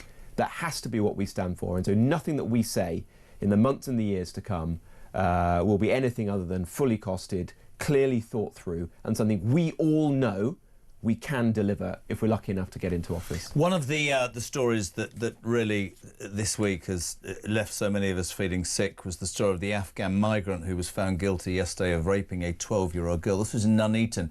I should give a shout out to George Finch, the leader, the youngest leader of a council actually in Warwickshire, the Reform leader George Finch. He actually highlighted this story some weeks ago. Ahmed Mullakil, 23, laughed, Robert, as he raped, sexually assaulted and took indecent images of the schoolgirl in Nuneaton. But this is what I want to ask you about. You were the immigration minister. You've worked in the Home Office, a place that I'm told isn't fit for purpose. He was only identified by the police after he used his Home Office issued debit card to buy her a drink after he'd raped her. I'm talking to you as a dad. A Home Office issued debit card. What the hell is that all about? Yeah, no, it's completely disgusting, isn't it? The generosity of the British public has been abused beyond words. That someone has come into this country supposedly seeking sanctuary, been given accommodation, money to live off, a debit card, as you say. Were you aware when you were in the Home Office about those debit cards? No, I didn't. I mean, I knew that people are given sums of money to pay for, the basics of life, like cosmetic, not cosmetic, like, toiletries and so on. But not that they would, should have the money to go and buy drinks and so on. But the point is, a man like that should not be in the country in the first place. Yeah. So we can debate how they're housed, what money they're given, what access they have to doctors and dentists and all this stuff. And I understand how angry the public are when they hear that these people are getting preferential treatment and enjoying things that they would never be able to do. But the most important question is, how do you stop them coming in the first place? We've got to ensure that illegal migrants do not enter this country, and where they do, they are detained so they cannot walk the streets of places like Coventry and are never in a position to do this to a British person. And until we actually wrestle with that fundamental challenge, this will continue to happen up and down our country. And that is the difference that Reform offer. It's not interested merely in managing the symptoms of this problem. It's determined to fix it wholesale so it never happens again. Brilliant. Listen, a really fascinating 45 minutes, Rob, and so many different questions from people covering a wide spectrum. But the last one might be the most difficult one, because I specialise in this. This is from Mrs. Jenrick. Oh, What's no. he planning? Is this my wife or my mother? Well, I don't know. I don't know which one I'm more worried about. Your wife. No. Tim says, what's Jenrick doing for Valentine's Day then? Come on, Jenrick. Would you believe it? My wife has actually gone away. She's gone to a wedding this weekend, so I'm home alone. Your wife has left you on Valentine's Day? Exactly, yeah. She's gone to her niece's wedding. Why didn't you go? Well, I've got work to do, haven't I? I'm going to be out knocking on some doors. I'm going to make you laugh in a very wet Nottinghamshire on Saturday morning. We were asking everybody about Valentine's Day. So it'll probably be me home alone, right, with a takeaway. Sob story here. Watching, I don't know what are we watching at the moment. Reruns of the Jeremy Kyle Show. Listen to this great thing in the papers earlier. What are you doing? Are you going to take me on a date, Jeremy? No, I'm with my wife. What is that? No, listen. Blimey, that didn't sound right. A dishwasher row ended my 20-year marriage. Pals bashed me for leaving my kids, but I'm a walkaway wife. I'm not ashamed. Cat Farmer said, and I quote to the papers yesterday, it was about the dishwasher. That part finally pushed me over the edge. After dinner on Tuesday night, I could feel his eyes boring in the back of me, so I decided to shove the plates and glasses and cutlery and just piling it haphazardly. Kat's husband at the time always loads the dishwasher with care and the precision of a Scandinavian architect. He said to her, "Your attempt looks like you're a raccoon on drugs. We're over." I hope you have a bad... No, I'm not taking you out, Jenrick. What are you doing? Mrs. Carl will be texting now going, "Yeah, you can go out on the drink with him. Don't be honest. I can have an early night." Thank you so much, Very nice mate. to see you again, Anne. Really Look forward to seeing good. you soon. We'll get it back in a couple of weeks. Ring Rob, exclusive to Talk Breakfast. What is it? 12 minutes to 10. Samara Gill next.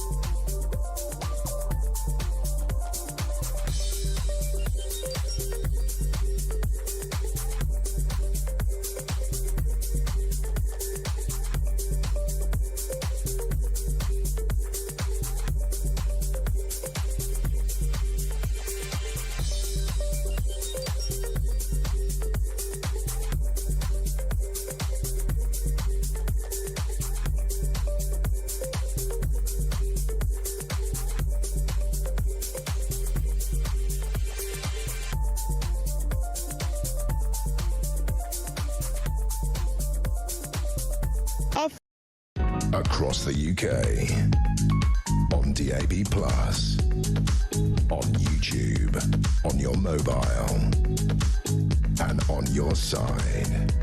This is Talk. Just gone 10 to 10. This is JK Live and exclusive on Talk Breakfast. We're not here this week. Hurrah! Go the 11 people that listen. Is it Mar Dolan? The team will be here. They're very excited about that. I'm having half-term off with my hordes of children, and I'm not going out on a Valentine's date with Robert Jenrick. Samara Gill, the light of my life, good morning. Good morning. Fresh from your interview in Birmingham with Nigel Farage, you've done it again, girl. What you got for me? I've got an exclusive for you. It's Jennifer Mellé, who I remember when you covered that story, and we've been covering it really since she got This is the nurse. suspended. Just refresh people. This is brilliant. This is the nurse who was suspended and faced an inquiry because she misgendered a convicted pedophile who called her the N-word when she was trying to treat him. So interestingly, you know, she was exonerated. We were outside the tribunal when that happened. Talk has been following this for a very long time, and no one else seems to be, in terms of, you know, I don't see any of the other media outlets, you know, showing sympathy to this woman. Well, she tried to go and talk to Bridget Phillipson of Labour yesterday. Bridget Phillipson, who says that you can still, transgender women can still use Ladies Lose. It doesn't cover the workplace. Yeah, well, that one. Let's have a look at just what she had to say directly after that meeting. Okay. Do you feel deceived by how Labour has treated this case, by how Labour's treated the guidance on trans people in the workplace? I feel quite really disappointed in the way that this is being kept for so long, you know, and lying to the public and lying to us as well, the Darlington nurses, you know, Sandy Peggy, and having to face this traumatic ordeal for over 2 years.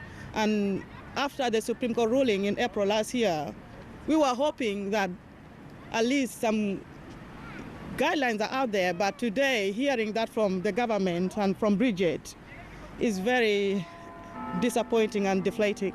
You know, the nurses that are looking forward to safeguard them in their workplace, that is like walking on eggshells at the moment. Going to work, people are afraid going to work. Some of them are coming off the profession now. The Equality and Human Rights Commission guidelines, they need to make sure that it covers everything. So it does not just work for a certain group of workforce environments. This is something that is unified, you know, in all sectors. It doesn't segregate just the NHS alone or these other workforce environments. This is the reality they cannot hide for. Black is black, white is white, green is green, and we need to face reality. Biology is real. A man is a man and a woman is a woman. God created them male and female, Genesis 1:27, and that's the word of God. That's Jennifer. Can I just repeat this story? She misgendered by mistake a transgender paedophile convicted, and he called her, or am I allowed to say he, she? I've no idea, so don't have a go at me. Am I going to be arrested? I've no idea. Let's call them. Well, I don't know what. See, this is the bloody problem. But he used the N-word, and she spent 2 years worrying for her career.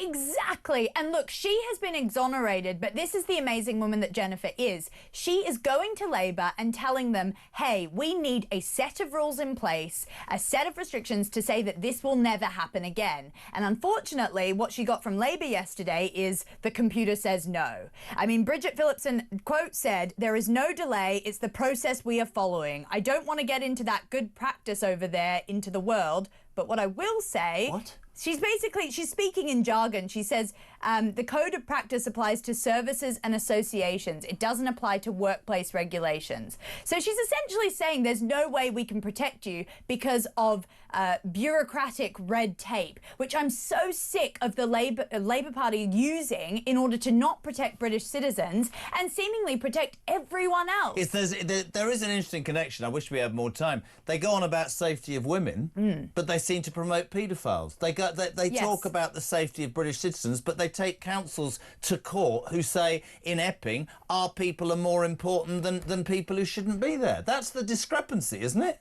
Absolutely. And, you know, the Darlington nurses were also there. I was talking to Jennifer and them behind the scenes, and they were saying they've just received a bunch of tosh all day from politicians coming up, wanting their little media grab from them, and they're not actually doing anything for the cause. So when you hear these politicians bang on about women's rights, just remember that they're not actually helping people like Jennifer Mallet out on the streets who actually faced the causes and had their life absolutely destroyed. You're a legend, Samara girl. We need you more. Look at Laura, good morning. Laura in Wiltshire, currently in London. I think Starmer and his government show complete and utter contempt for the people that they claim to represent, the working class. Who cares about class? We care about people working. And people like Jim Radcliffe want to help people work. Working people should be defined as people who get up, go to work, pay their taxes, and not on benefits. And I think that we should completely ignore his protestations. He has complete contempt for the working person. Great show.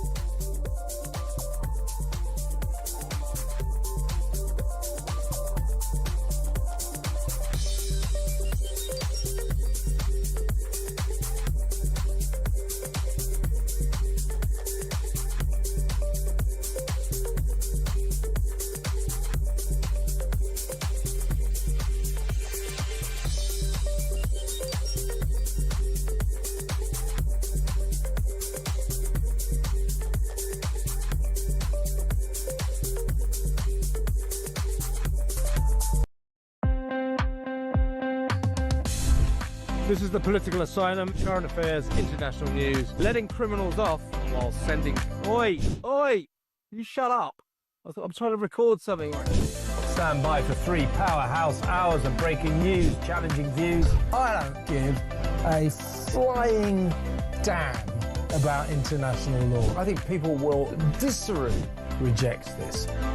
We're with you every weekday night, Monday to Friday, 7 until 10 p.m, right here on Talk.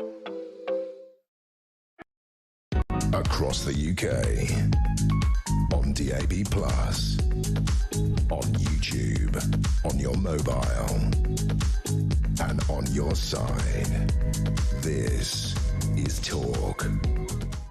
Welcome back. Of course, Valentine's Day on Saturday. I'm not here next week. I'm on half term. What are you going to do? Robert Jenrick's on his own. What are you doing, Julia Hartley-Burr? Do you know what we always do?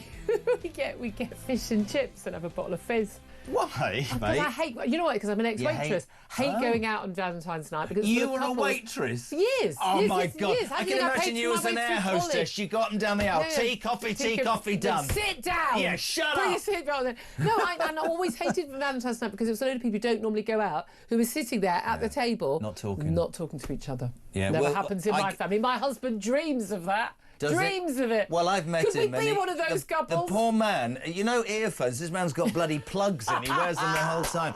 This Jim Ratcliffe story, fascinating, It's absolutely right? brilliant. I mean, not bad timing for the Prime Minister. And of course, who does he think he is calling on him to apologise? Ineos. Ineos, yeah. I'm sorry. He was talking about an island of strangers this Yes, time he last was. year, wasn't he? Did he Or backtrack?